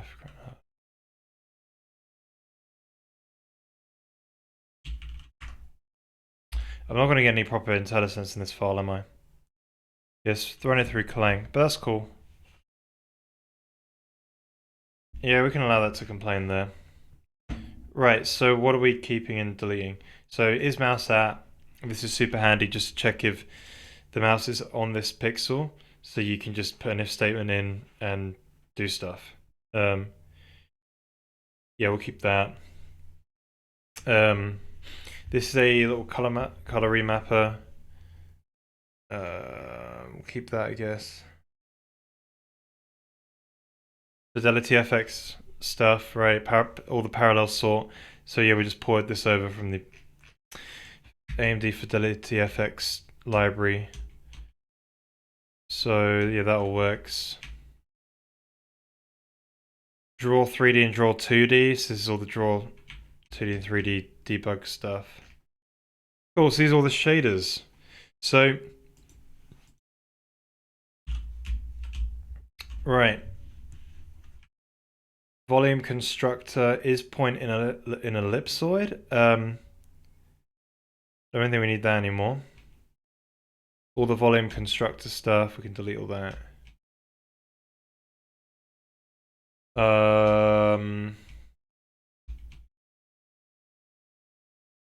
UI render, but that's commented out. Oh, frame initialize, I nearly deleted that.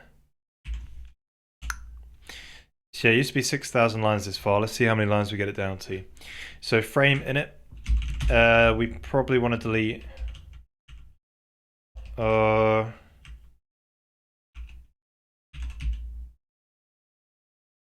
yeah, tile spheres allocate.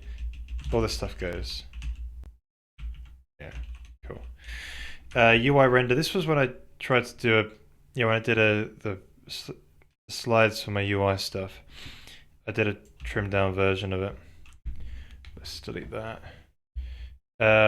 Here's the clear shader. It just clears a texture. I have a specific intrinsic for that now, though, so maybe I don't need this actually.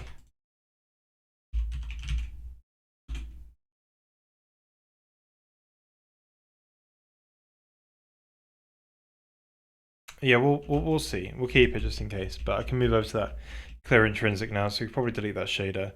This is the UI rendering code. Let's just get past all that. That's the chunk binner, tile binner, UI renderer where it renders each tile. Right, this is a lovely handy utility function for ray tracing. I probably want to stick it at the top. So why don't we have a section just for general utility. We'll just call it utility functions or whatever.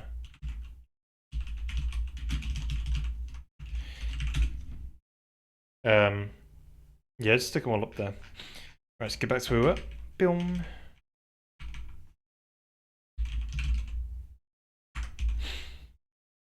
Yeah, pass all the UI stuff. Right, ray versus sphere. So we'll delete all this because we're going to be doing ray versus ellipsoid now. There's two spherical coordinates and stuff like this. PBR. Yeah, alright. We'll move all the PBR stuff up as well.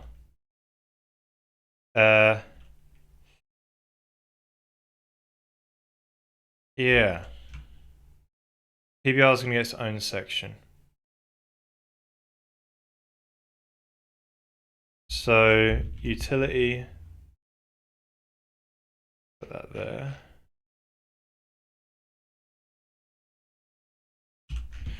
Nick a section header. Chuck it in here. And then we're just going to call this PBR, or obviously physically based rendering. Neat. So the next thing to do is figure out where we were and carry on deleting everything. Always a lot of stuff.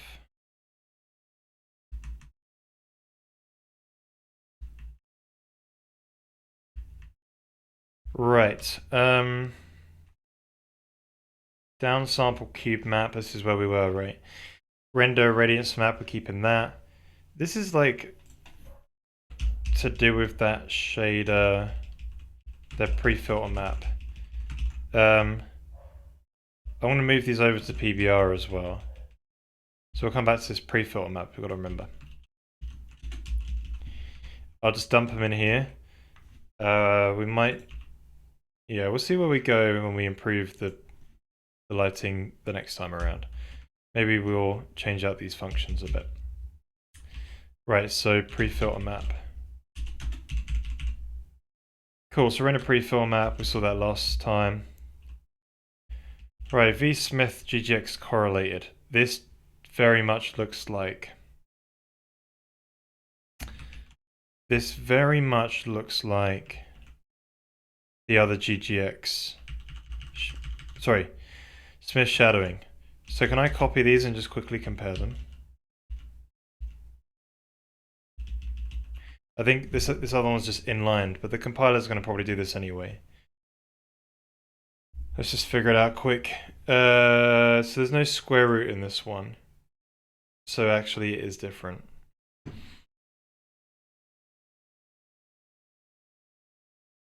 So let's go ahead and put it in the PBR section.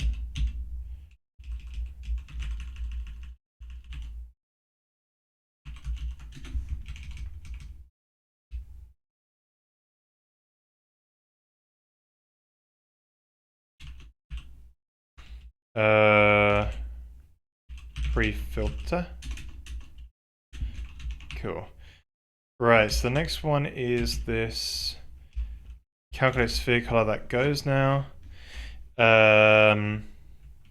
Render outer screen bounds. I guess we can just delete all that too. Occlusion, culling. Yep. Sphere tile bidding. That was one of the older sphere renderers. Right, here's the newer sphere renderers, the occlusion testing. Rendering debug MIPS. I guess we can delete that too.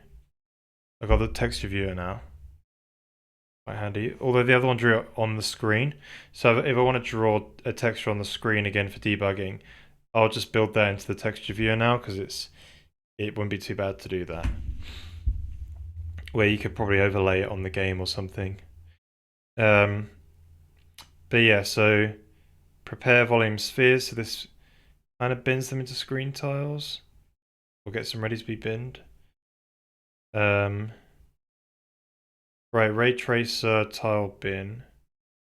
BVH reset.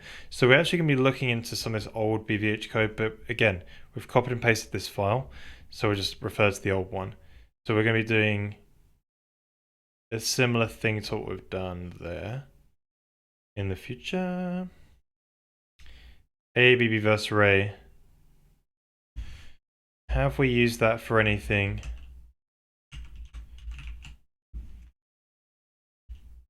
This is just in, right, occluder's ray tracer.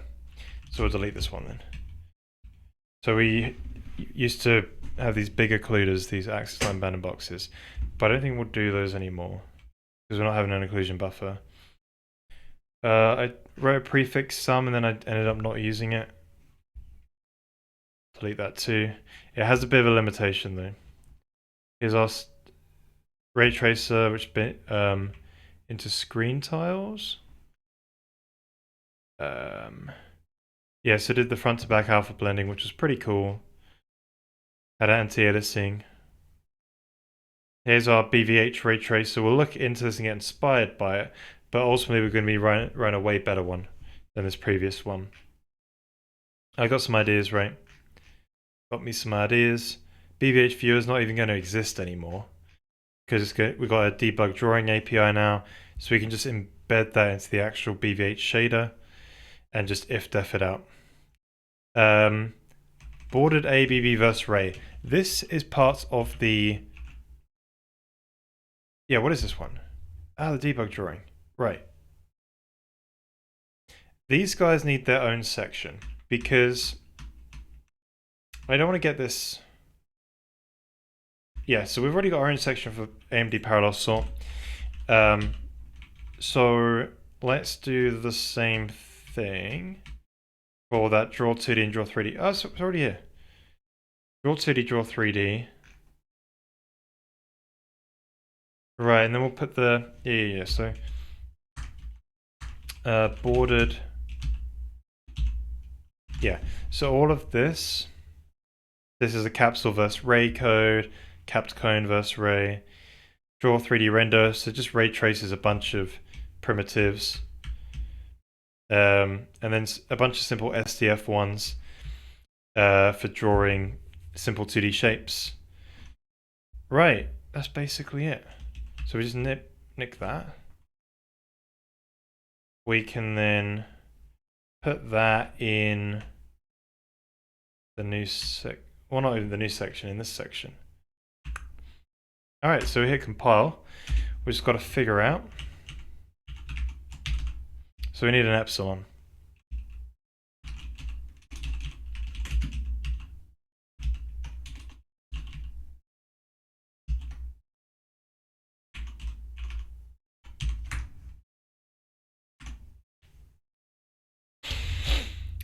Sphere.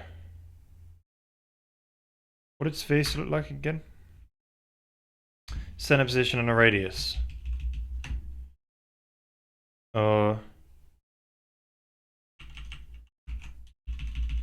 Where's that ray 3D versus sphere? Okay, I guess we've got to fish that out. So graphics.old. Right, this used to be heavily... Oh, this was our other one, wasn't it? Ooh. Right, let's nick this quick. So ray 3D versus sphere. Okay. Yeah, we'll leave it alone. We'll just leave it as it is because I don't want to change anything. Now we need the sphere.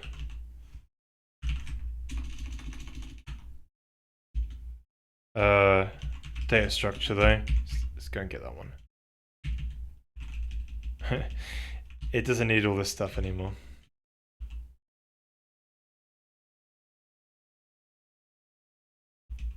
I think we just need the those two. Right, apparently it all compiles. So we've now got 2,500 lines of shader code instead of 6,000. Yeah, so it's just got our debugging stuff, AMD Fidelity FX sort, and it's also got some utility stuff. It's got our PBR code, which we've written obviously the past couple of weeks, and yeah, some utility functions like spherical coordinate conversions and yeah. Right. So the next thing, oh, and the UI renderer, obviously, right? So the next thing to do is just put up on the screen the UI for, yeah, let's get the UI rendering on top. Right, so if the stream dies, it's because the GPU is hung on something, but it shouldn't do.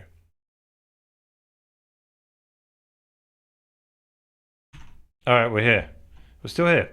So, thankfully, the UI still renders. Obviously, we've got a black screen because we don't render anything. But this is good. Can I press F9 and get the texture viewer up? Yes, I can. So here's our old renderer in all of its glory. We're going to be bringing back a scene though, with a single ellipsoid, and then we'll move on by making it a BVH ray trace thing. Well, what was the last thing that I said in the devlog? It was oh yeah, I just stripped everything out, isn't it? No, I talked about having to get rid of.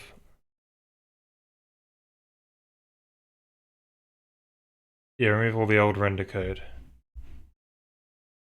Let's recap that.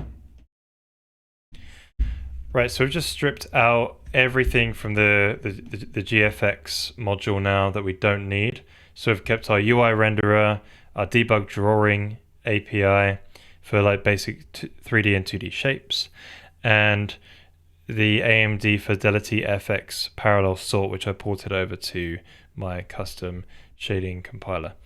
So if I press F9, I still get the texture viewer up, and we've removed a lot of resources as well. So just got the essential ones, and we've kept the PBR stuff, obviously, because we've worked on that the past couple of weeks.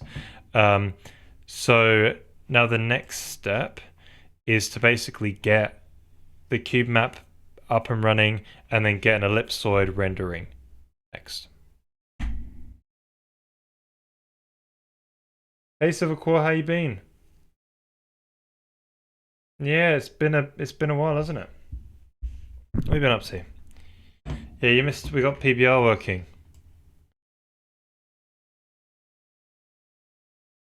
PBR in its glory. But yeah, we did been doing PBR lately, and I just nuked the whole renderer, as you do. But yeah, what have you been up to? All right, so I'm gonna make a new shader. So what we do,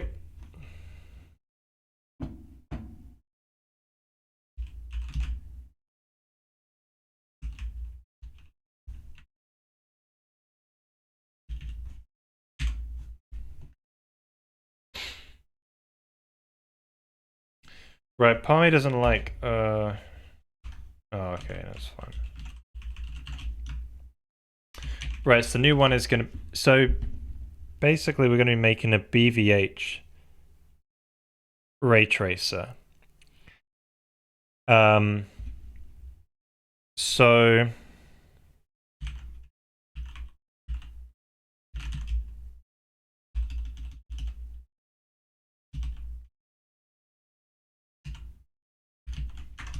we'll call it BVH ray tracer. Obviously, we don't have a BVH yet, but let's just yeah, get it up and going.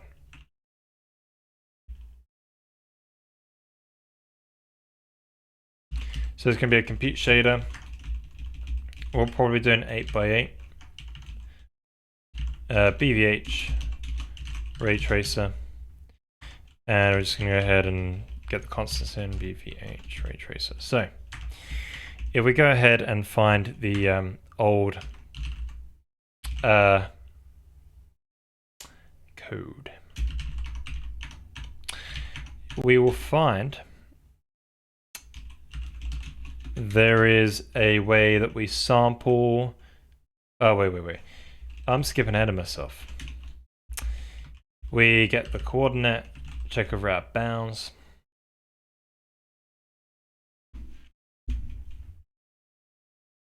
That's huge, man. Seems like a ton of progress. Last time I was here, the spheres were just red. Yeah. Yeah, they were. So we're moving into ellipsoids now to have a bit more flexibility and getting rid of the whole griddedness of the spheres. I was going to have some offsets to the spheres on the grid, but I think the problem, it might have been too restricting and a bit weird, maybe. A bit too weird. Weird is fine, but too weird is just, yeah, not good. But yeah, I think this new direction is going to be really nice though. Hence why I'm basically getting rid of all the other code because I think this is I want to do a fresh start and have more of a cleaner implementation from now on. Because the rest of the code base is quite clean. Just this GFX one just got really messy because I'm just like prototyping a whole bunch of stuff. HTC is good. I've done I keep doing little commits to it when I come across little bugs. So for those that don't know, I have a little custom C compiler, and this is how we program in C. It compiles to SPV. So yeah, I've been doing a bunch of little fixes basically. Every now and then. So it's good. Yeah, I'm not sure. I think one of the awesome features that would be great is inlining every function so I can know where the pointers come from, and then we can basically have fake pointer support to some degree. Because right now, if you want to have in-out parameters, you've got to pass your out parameters out via a massive via a structure. So if I had, we already have pointers here, but they're completely fake, and they're only allowed as on shader entry points because it's how the sort of intrinsic things are passed in, like the dispatch index and your push constants. But yeah, I don't know if I can be bothered to work on a function inliner though, because I don't really have a lot of spare time, and it's a bit of a piece of work. But it would really be interesting because it would be the first sort of shading language with pointers. But yeah, it would also be a pain in the butt to get it working, I think. But yeah, HTC is going good though. I'm really enjoying using it. Sharing code between CPU and GPU is very beneficial. Yeah.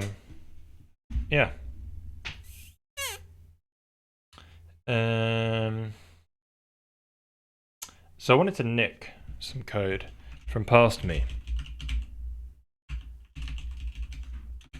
Yeah, I think I saw a blog post the other day. Someone basically was talking about how shading languages suck. And they actually have written their own C compiler. Well, they haven't written their own. They've forked Clang and got it working with SPIRV, I think. Something like that. And they've done it a bit different to me. But yeah, it seems like there are people that are aware, shaded programming could be way better. But no one seems to be doing... I've solved it for me. It's quite difficult to solve it for everybody. But the people who seem to be making all these shading languages don't seem to be just making it easy to share code between CPU and GPU. That's one of the main problems. And also, if you use GLSL, it's a steaming pile of crap where it doesn't even have enum support. I'm pretty sure that's still like it is in 2024, right? GLSL enum.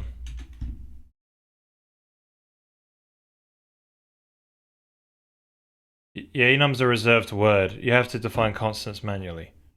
2024. I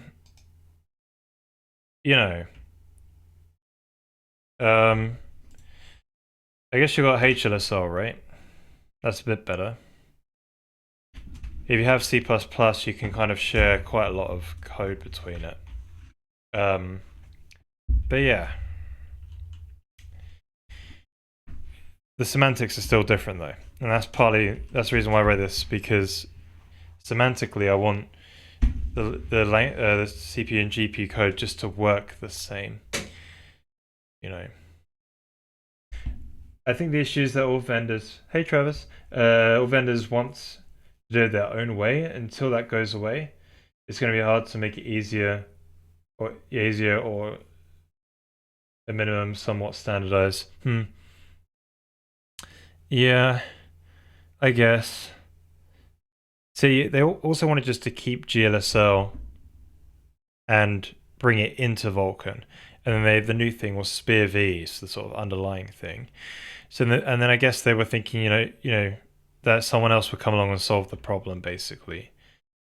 And I guess HLSL is doing that now, but it's still, yeah. The only vendor that cares about sharing CPU GPU is Metal. Yeah, basically.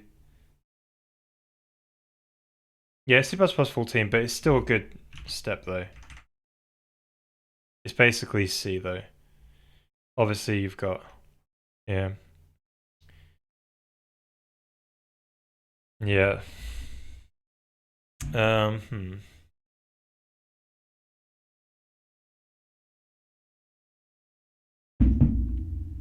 What else was I going to say about Vulkan? Hmm. Yeah, I forgot now. Maybe it springs to mind. But yeah, shader programming. Oh yeah. People always talk about cycle. I have no idea what this, like when I first read it, I was like, this is just a standard, but no one's implemented the standard. But then I think someone's implemented the standard somewhere, but I just got really confused. But basically, someone was like, oh yeah, like, you know, this thing already exists, it's called cycle. But then it's a standard that I don't think many people is cycle compilers. But is this like a compute, like, what is it called? That compute only shaders, rather than sort of the graphics APIs, you know what I mean?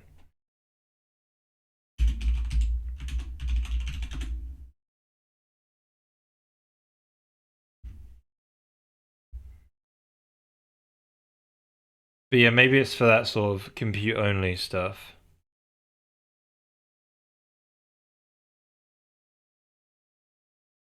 Yeah, I think maybe like OpenCL, that sort of thing. But yeah, maybe it is. I don't know. Pronounced sickle, okay.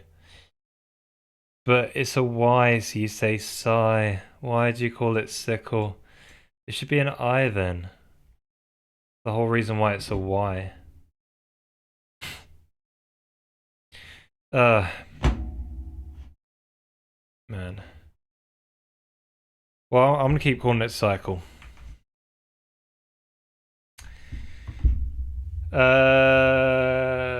And they only did that because they're actually good. They have their own fork of Clang.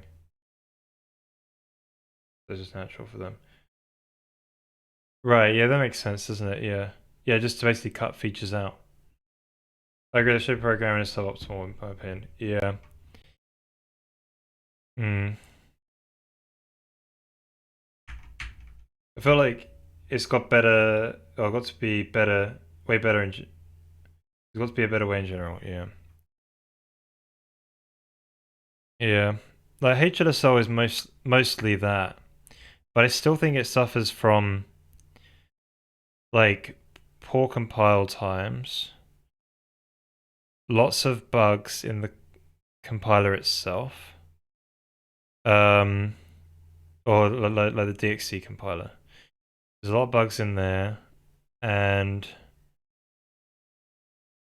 you know, like I think in the issues tracker as well, is someone complains about a problem not being fixed, and then they go, "Oh yeah, that'll be fixed in when we integrate it into Clang," but they've been trying to integrate it into Clang for years, and there's no sign on when that's actually done, and they're just pushing a whole load of bugs off until like it's in Clang. Yeah, that's another thing that annoys me. They're trying to get it into Clang as well. But yeah. Anyway. It's easier to convert LLVM to SPIR-V, cutting features than writing your own parser and generator, especially for C. Huh?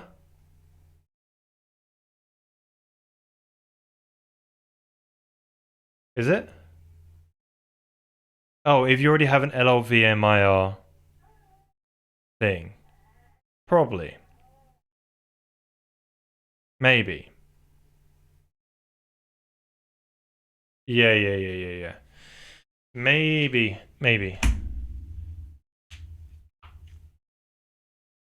Oh, little man, don't wake up. Still asleep, that's good. Right, what am I nicking from here? I'm nicking like yeah, array origin.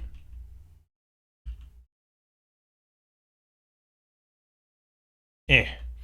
So basically we're launching across the full screen of pixels. We've got array origin. So I think we'll be ray tracing in view space. Yeah, something to still figure out. But this is obviously in view space. Ray direction in view space. No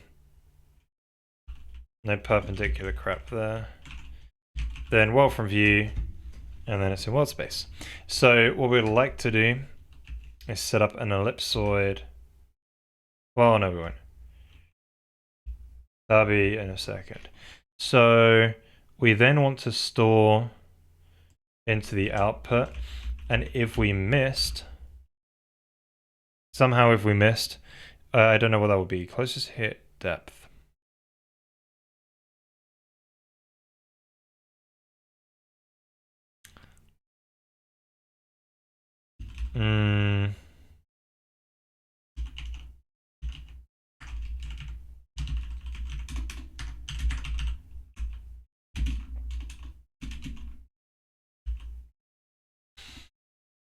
Hey, Elevium, by the way, source code in existence. Never mind. My Microsoft Inc. exists. Yeah. I don't know, I think... Yeah, I think, like... Yeah. I use Clang on my own stuff. The Clang compiler seems faster than the Clang++ compiler. But yeah, it still could be way better, though. Yeah, for my own personal projects, I think it's absolutely fine. But I think, yeah, using it at work, you know, like the tooling, like compiler infrastructures and stuff, they definitely seem way slower than they should be. No, Cat Pain. How you been, man? It's been a while. Thank you so much for the sub. Really appreciate it. How you been? No. Infinity. Rightio, so the plan. We need a final color.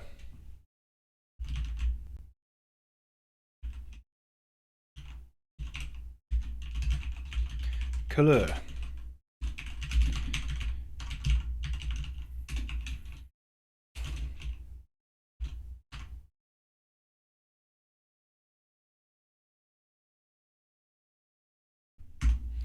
Oh yeah, I remember I fixed the alpha blending then, I must have reverted it. Whoops. Oh well, doesn't matter. Right, what's floating point? Coordinate. F32 cast.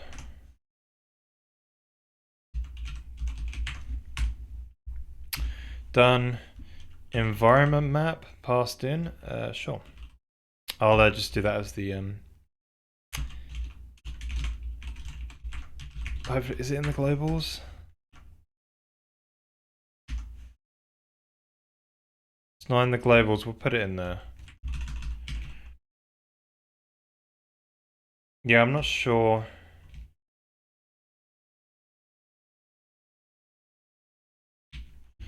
Yeah, I guess the refactor will be coming. Like,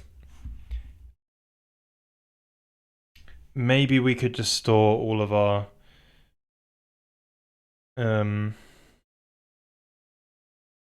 resources in the globals for now, but they could really just be referred to via a constant and just compiled into the shaders because it's bindless. But yeah. And maybe once we pass in via push constants if we need them. Something to think about.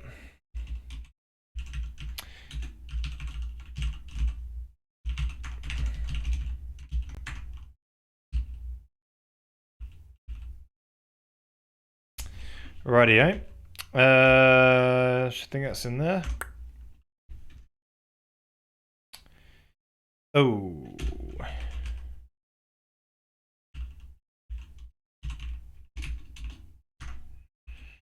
Thankfully I got type checking on that one.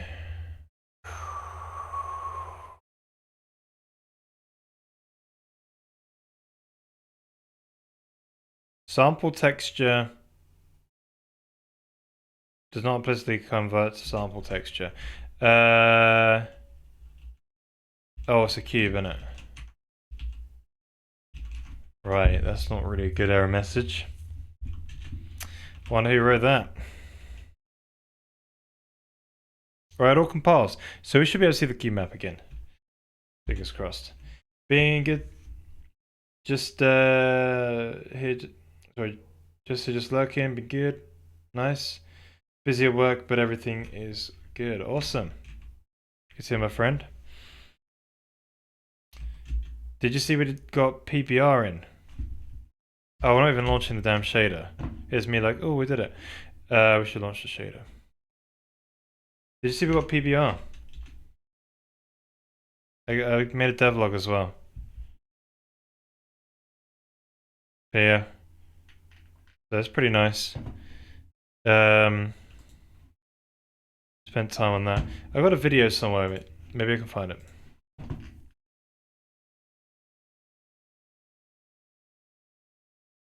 Yeah, here's the devlog which will be going up. Pass me. Yeah, so we did like got PBR implemented basically, so things look more physically correct. I'm not going with a realistic art style, but we got some form of realistic lighting, at least.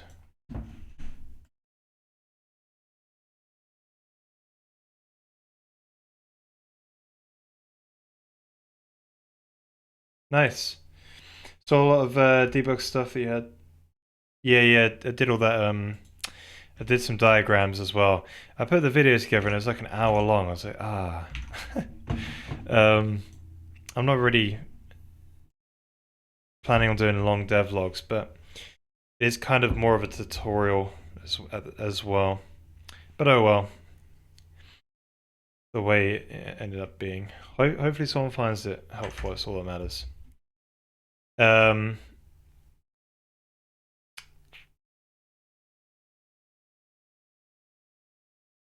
We just need to launch the shader now, isn't it? So let's find a dispatch and just give it a bit of a reconfigure. Hang on a minute. I'll put it here. The screen dims is already uploaded. Nice. It's in the globals. So here we go. BVH ray tracer. I think we just got an output. Yeah, so the output is just the surface. We write only to the surface. And it's a standard dispatch full screen.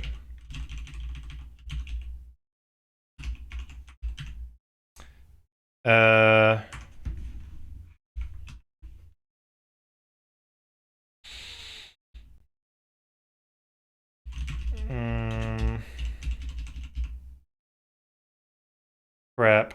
We're still doing this sort of display thing. Like screen resizing. I guess when we're doing the editor, we probably want to get that in there. But until then, I guess, or just keep this. Yeah, I think I still got to mess around with the swap chain a little bit. It's mostly in there though. I just forget what state it's in now. Right, so hopefully this doesn't blow up the computer. That's a good point.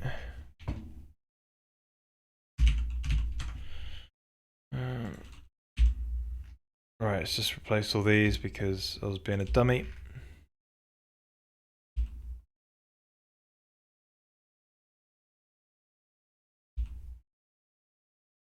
Alrighty. So, yeah, if the computer blows up, I'll be right back, you know. Shouldn't do though. Right, we're still here. We have a black screen, but the UI is rendering on top. I remember actually the UI would render on top of the, yeah. So I think the UI actually rendered after the scene. It likes rendering on top, doesn't it? That's correct.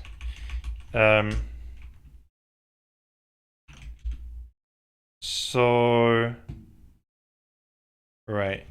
So if we go to the surface, we see that, oh crap. I was calling the UI render shader twice. That could have been painful. Yeah, so we need to call the, this one, the BVH ray tracer.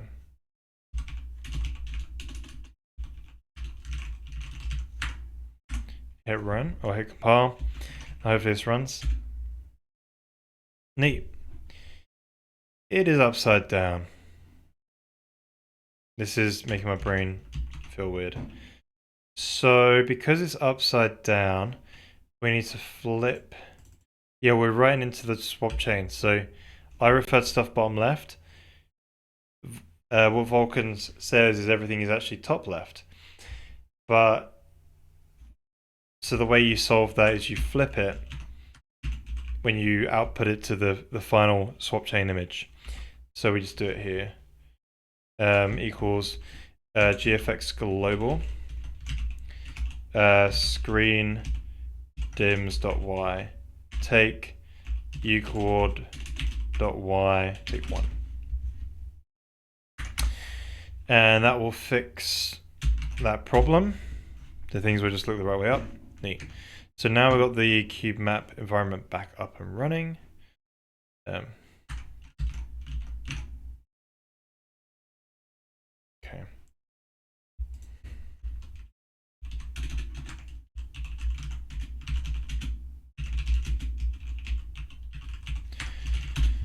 Okay, so let's do a little. Okay, so now we've got a new shader in, and this is where we're going to render our ellipsoid in. But first I just set up the shader so that it just renders the cube map to the screen, and then that's it. So we'll put the ellipsoid in the middle in just a sec. But we've got this little cube map here that we can look around in.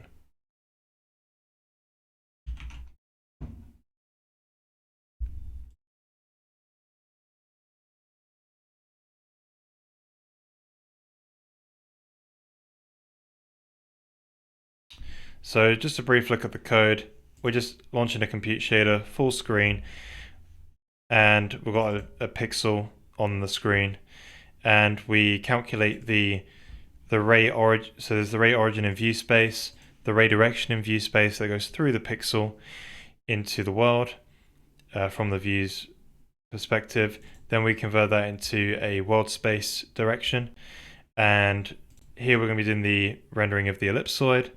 And we're saying if we don't hit anything, sample the cube map and then set the final color to that cube map as well. And then, you know, flip the y coordinate because if not, it'd be upside down. And then render it, just, you know, put the pixel out to the final screen image. Sweet. What's next? Oh, you're rendering the ellipsoid. So we need to find an ellipsoid renderer. our buddy IQ has us covered. I remember seeing one before.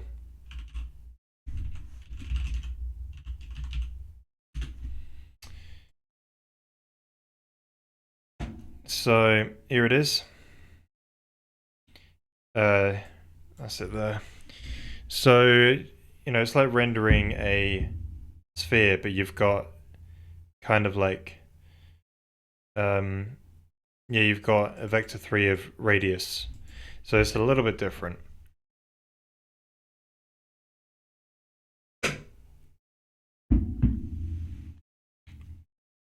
So what's interesting is it does like UV mapping as well. Yeah, I don't really need that.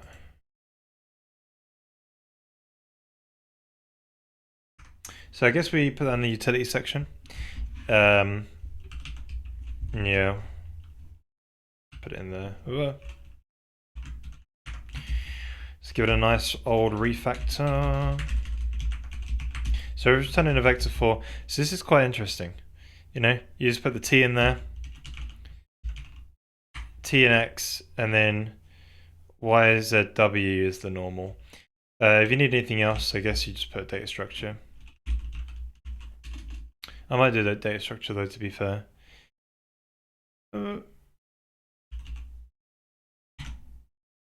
Yeah, maybe. So ray origin, ray direction.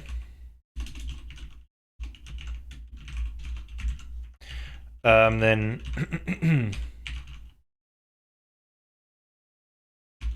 so it expects the ellipsoid to be centered around 0, 0 origin.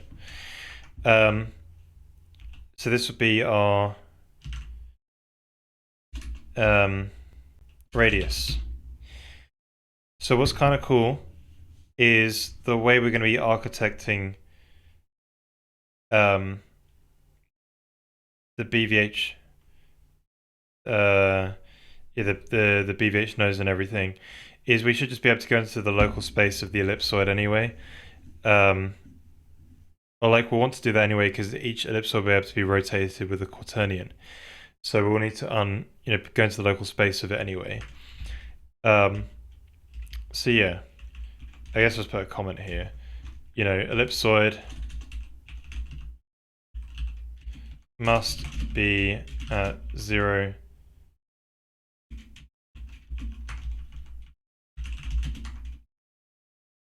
Must be at origin 0, 0, 0. So everything's relative from that. So it is ray traced in the local space of the ellipsoid itself.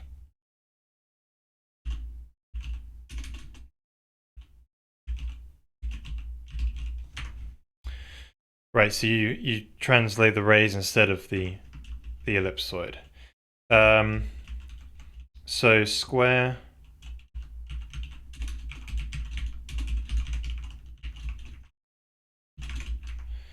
a vector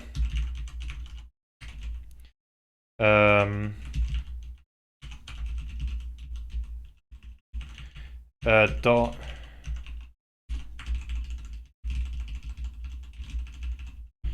hang on a minute, ray direction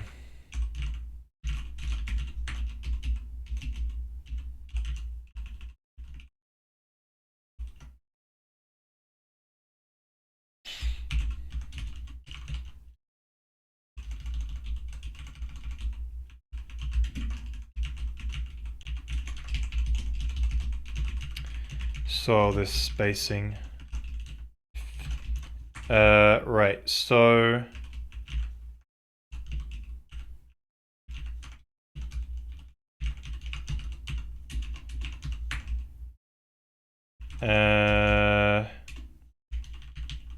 square root h. Normalize. Oh wait, 3. Yeah, so I need to. So where do I not have the operators? It's this one here, isn't it?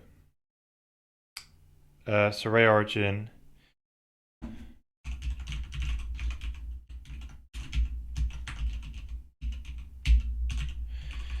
Right, so that'd be add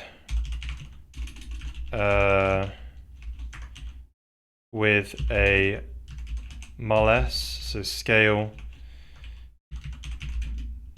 direction by t, and then a div.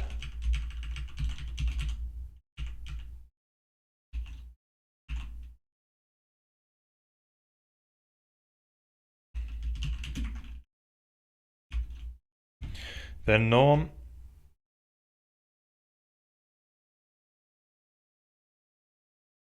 Oh yeah. You divide by this because it's a vector 3. Gotcha. Rightio, nearly there. So I actually need to do n a bunch of times because I don't have one of those. Neat. So we've got our ellipsoids. This is our reverse ellipsoid function. So let's go ahead and use it. So there's going to be an ellipsoid in the middle. And we literally just have a size of the ellipsoid. So here's the result, or our hit. Yeah,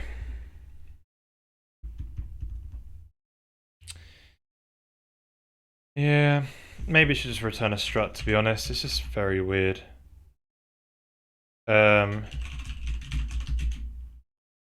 Reverse ellipsoid.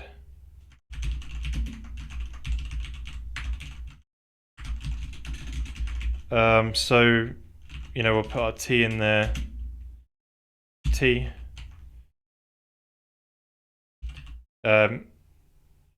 Also do the normal. So, you know, I also kind of like having the hit position as well automatically calculated. And yeah, the compiler would just optimize that out if it's not needed also. But I think for now this will just be fine. So we'll just say hit dot t equal t, hit dot normal equal n, then return a hit. Then all this is doing, oh, there's just gotta sort this out.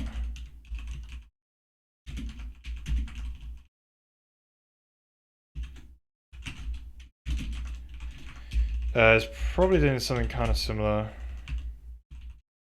Hit dot t equal -1, and then that's enough to say that it wasn't successful or not.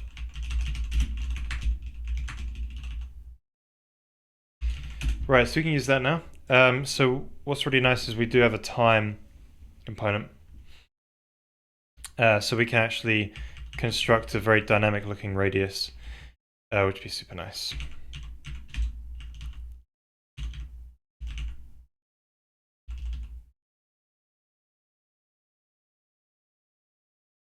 Should in world space, we should already move it around, to be fair. Let's do view space for now. Radius.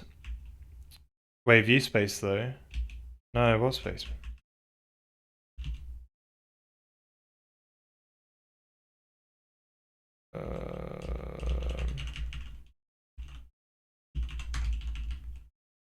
You ever go back to all the math and be like, what the hell is happening? No, not really.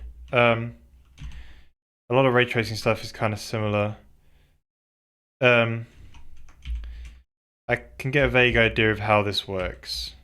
The reverse ellipsoid works. It's kind of similar to how the sphere one works. It's just a little bit extra. Yeah, I can write it from scratch though. I can read it.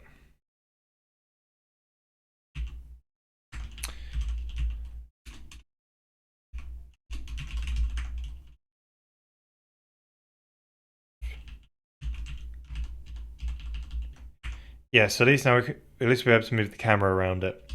So what we can do is just be our reverse ellipsoid, and we'll just call it hit. So it's got a hit t in there, which would be good. Oh, I need the hit position, wouldn't I? Yes, if hit. Yeah, because we want to plug in all that lovely PBR stuff, isn't it? Can I go into the old one? Get all the lovely PBR.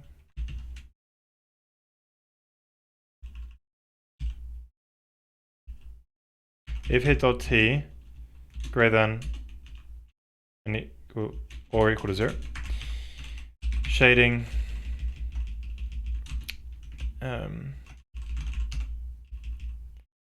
So we need a hit position as well, actually. So you know what, I will do that. Because we actually already calculated the hit position as well. Let's call it pause. It's this code right here.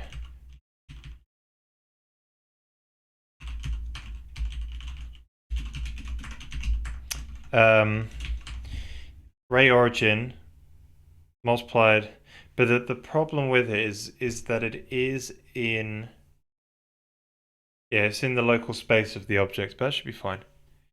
We have to translate it back out into a into world space or something, I think, to do the lighting properly. But that's the problem when we actually have the BVH.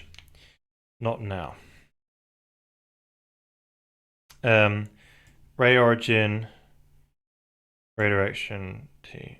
Right. So we need to output the pos. Like so. So we're going to look into, yeah, so we take it from view into world space. Well, it's already in world space at the moment. We'll comment those out because they will need that, or we will need that.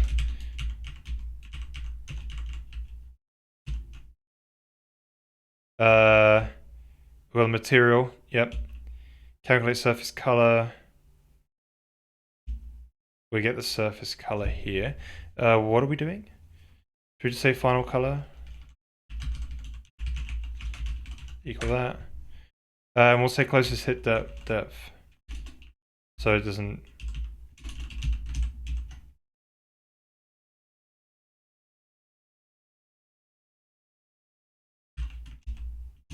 Closest hit depth equals hit.t.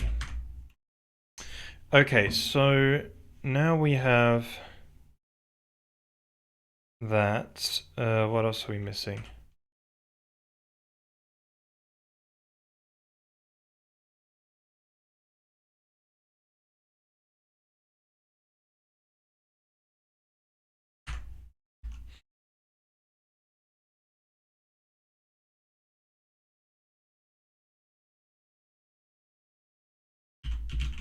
Yes, we want to put in the radius. That's what I was thinking about. So we want to have this like lovely radius that's generated. So I think we can probably, so we've got time. We can use that. So we can make it, probably make it fixed along one axis and it grows and shrinks along two axes maybe. I could just do the one axis, right? Just the x. So time in seconds. Take that, please. Chuck into sine. -1 to 1. So make it 0 to 1. And then anything else you want to change it by? Probably a unit of 1 is fine. And then we'll make everything like a 1 and a 1. Or maybe 1 and a 2. 2 on the Z. Or maybe 2 on the Y, 1 on the Z. Something like that, and then we'll throw radius in there. So hopefully, that is that's what we need. So we should see an ellipsoid now. Boom. Oh.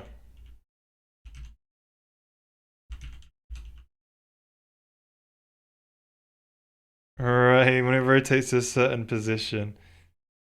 Oh, when it gets so small, that's really freaky, isn't it? If it gets to 0, you get all that fizzy.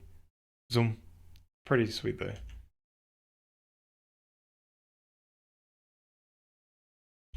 Can we slow that down a bit? 0.5. Let's make it half the speed. I want to see that slow-mo. Here we go.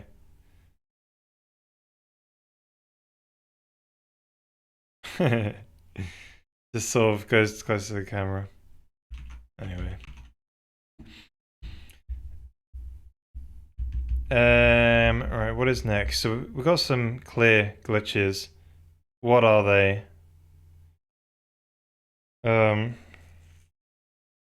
Right, so the normal's in world space.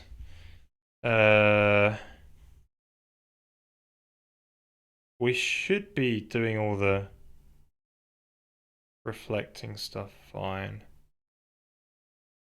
I don't think there's a problem with that. Can we have something that's a little bit bigger?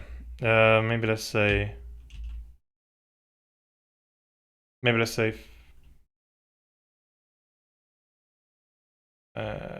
maybe 10 and 5. And then we multiply this overall by 10.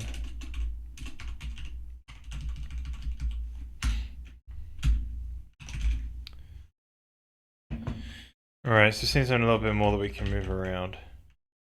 It's got these odd dots though. And it seems to be on one.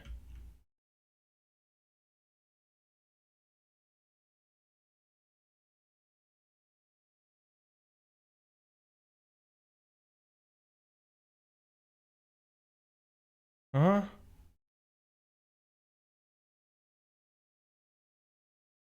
Let's look at my textures.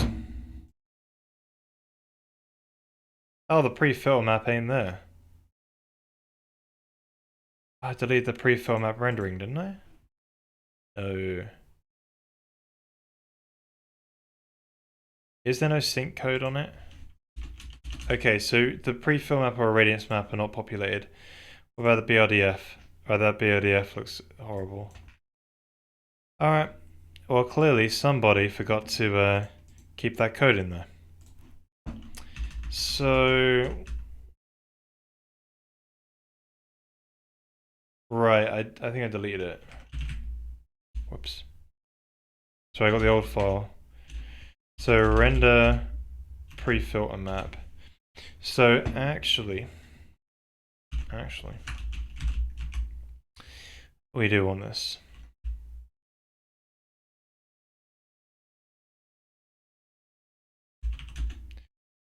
I kind of right,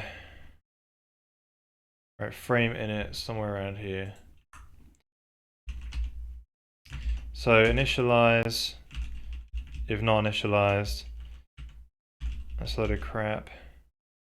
So downsample the cube map, build the irradiance map, pre-fill map, and set in it to true.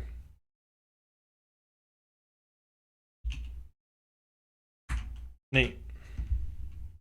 So that should fix the problems there. Oh wait, we need to synchronize on those shaders. 2 seconds. Sync code. BVH retracer. There we go. And voila. Here it is. Here's our ellipsoid. So as you can tell, it's a lot more of a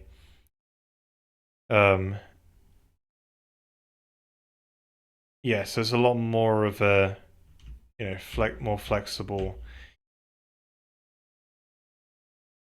like primitive.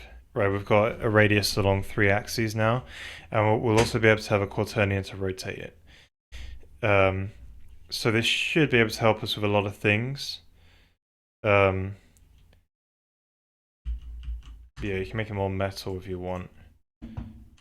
So as you can tell, the normal sort of...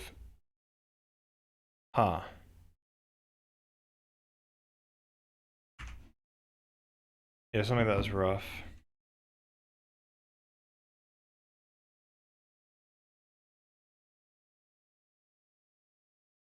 Right, you're starting seeing the low resolution aspect of it. If it's just shooting all in the same direction. That's cool. Yeah, so they all start shooting in the same direction. It kind of becomes like a little mirror when it goes flat. But yeah, so you have a lot more flexible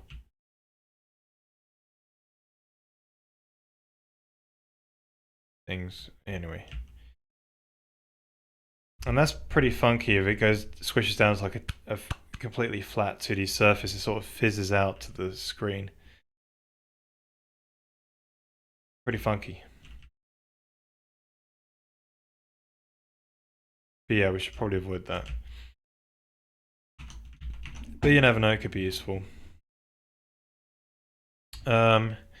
So what we would like to do is put some anti-aliasing on it as well.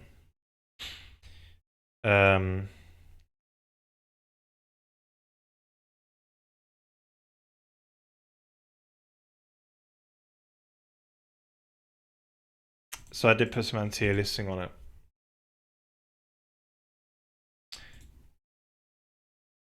Where's that?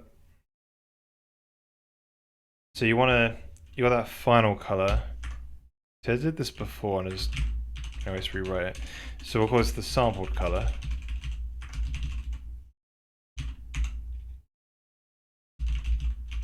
Or environment color. So yeah.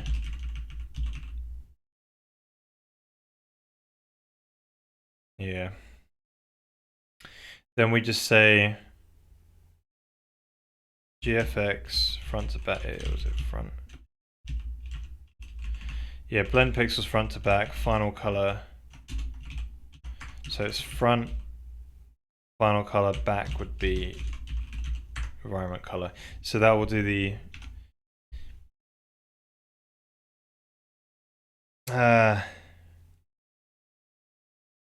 yeah, but that'll do the blending, but you won't have the any anti-aliasing on the edges yet. Because you need, yeah. In our reverse sphere we used to have it built in. But you would have to do that, modify the reverse ellipsoid actually. Right, we'll do that in the future, but that's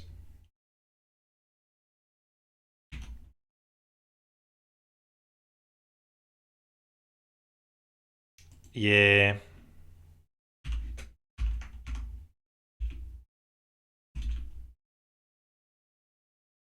There we go. So yeah, it's not really blending anything, but at least it's in there, ready to go. Yeah, got lots of AA dust around the end.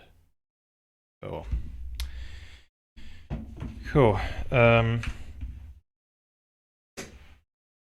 Right.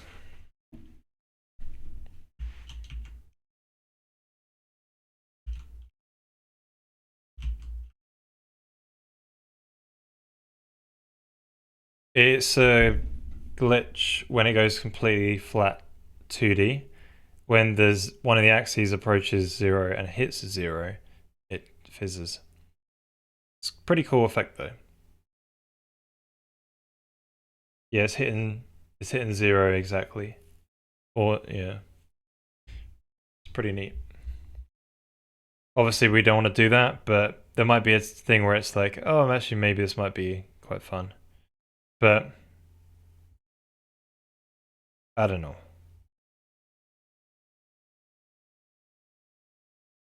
Okay, so now we've got the ellipsoid in the scene. So we're just ray tracing against a single ellipsoid. We just grabbed that from, you know, it's not said that way. Let's go ahead again. Okay, so we've just got the ellipsoid into the scene now. So it is animating along a single axis and shrinking, and as it approaches very flat, it has this sort of fizz to it. But yeah, so we should probably avoid making one of the axes completely 0, if not it will do something like that. But yeah, as you can tell, this is a lot more flexible than a sphere, because we have 3 degrees of radius now, which is pretty neat. So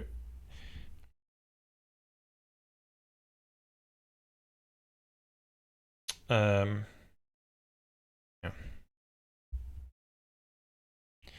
So in the future, we're going to be adding the ability to like rotate this and everything, but for now, it's just axis aligned to. It can only grow along the axis aligned areas for now. I'll do that take again.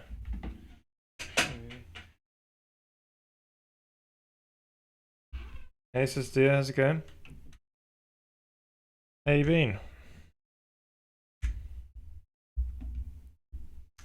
Okay, so I've got the ellipsoid in the scene now, and as you can tell, it's animating along a single axis, and it goes pretty flat.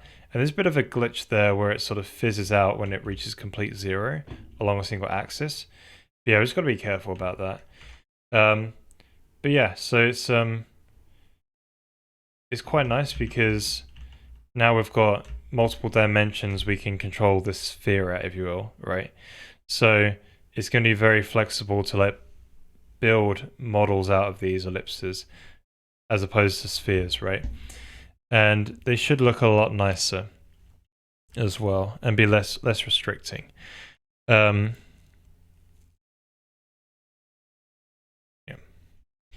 So we're going to be adding the ability to like rotate the actual sphere.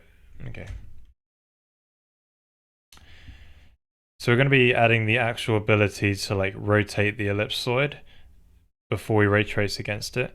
But that will obviously come later when we're doing the BVH. So it's not just going to be limited to the axis aligned radius. It will actually be able to rotate over quaternion and yeah, be very flexible on how we position it in space. So I guess let's just briefly look at the code.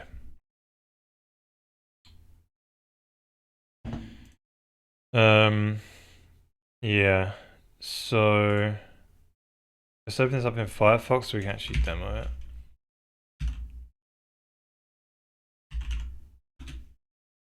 it. Good, VFX shaping up, thank you, sir. Yeah, it's looking good. Looking good, I'm liking it.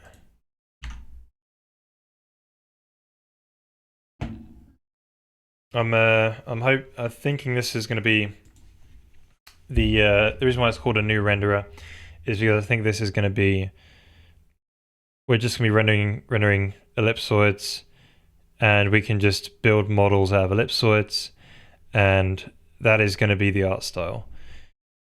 Obviously the shading is probably going to have another take on it, but yeah, ray tracing ellipsoids with the BVH is, I'm pretty certain this is going to be the direction it will go. So yeah, that's why it's called a new renderer. We've completely gutted everything else. All the old prototype code is just gone. We've got it obviously in a backup somewhere else just to have a look at it if need be. But yeah, so super nice. Right, so we took the ellipsoid intersection code from IQ here on Shader Toy. So it's just this ellipsoid function here. It takes a ray origin in and a ray direction, and then a radius of the ellipsoid in the local space of the ellipsoid object. So if you want to apply any translations to the actual ellipsoid, you actually apply the inverse translation, or sorry, transform, so rotation, scale, and translation, to the actual ray origin and direction instead. So yeah, that's what we'll be doing in the future. But let's take a look at the shader code where we've integrated this.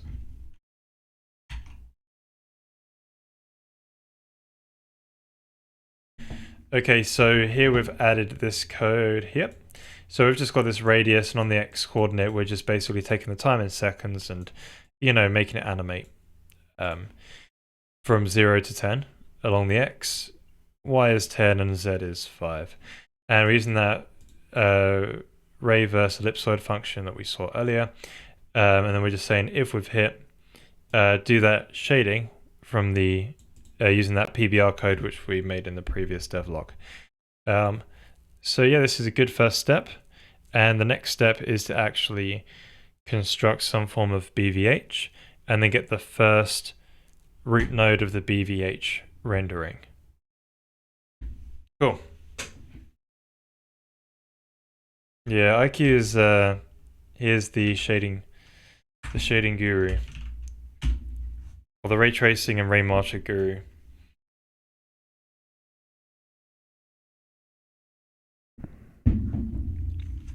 Among a lot of other things as well, actually. His blogs are really good. He's got many of them. I think we should do an outro. Outro.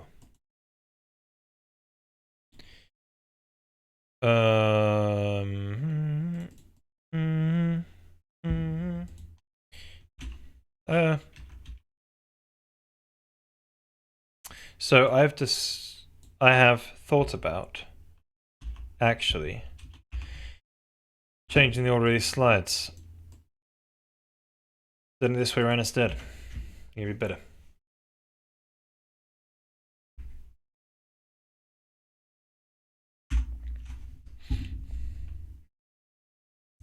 Right, thank you for everyone for watching, guys. If you would like to catch the VODs, there's a YouTube VOD channel, and there's also the Twitch link where you can go ahead and see the schedule for when we do this all live, and there's a Discord if you want to come and hang out in the meantime.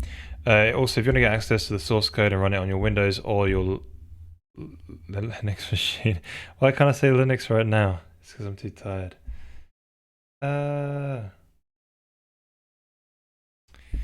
Thank you so much for watching, guys. So yeah, if you want to catch the VODs, there's a VOD channel on YouTube. There's also a Twitch link if you want to see the schedule in your time zone. And there's a Discord link if you want to come and hang around in the meantime. There's also a source code access for people who subscribe via Ko-Fi or Twitch, and you can run that on your PC on Windows or Linux. So yeah, thank you so much for supporting me, for everyone who's supported me already. Really appreciate it. And I'll see you guys in the next one. Bing. Bada bing, bada boom. Right, that's really good. New screen. New screen. I think this is old, maybe. But yeah, I've also got a new display. I got a HDR 4K 32-inch monitor. It's pretty good. Pretty nice. But yeah, we still stream in 1080p though. I actually put my resolution at 1080p rather than 4K because I want you guys to be able to see the code. Yeah, so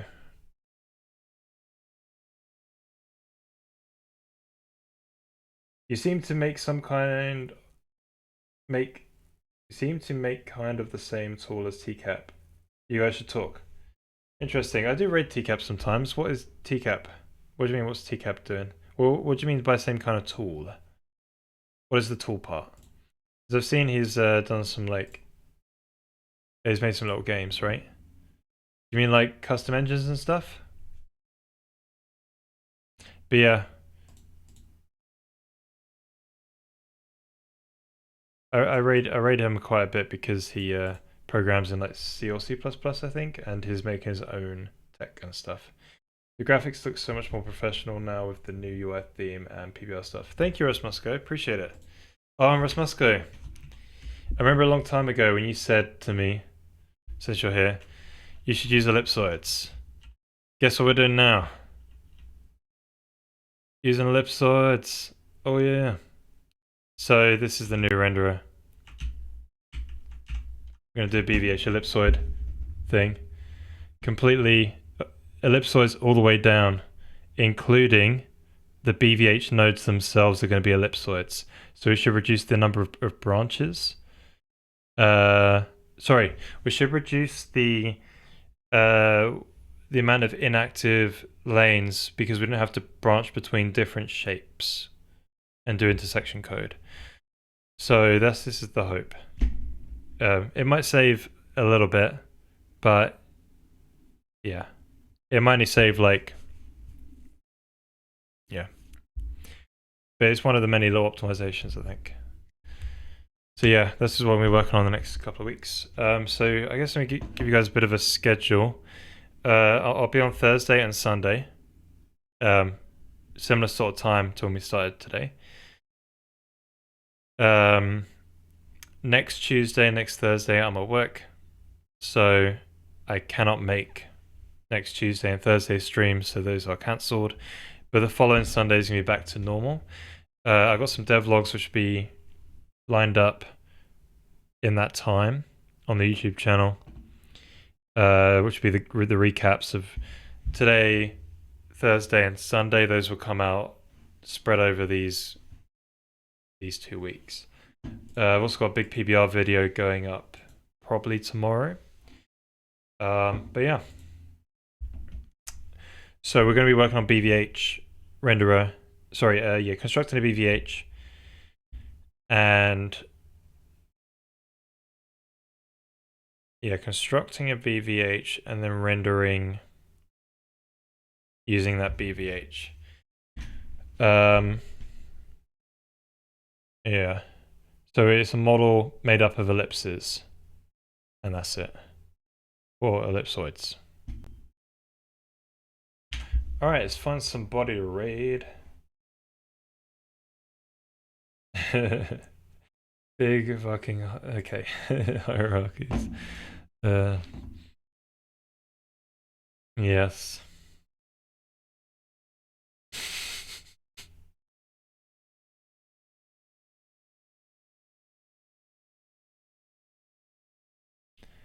I think Jess is probably going to end soon, so I might see if I find someone else. Maybe Last Miles. Yeah, sure, Last Miles. Linux and stuff. He's an absolute gem. Right. Thank you for coming, guys.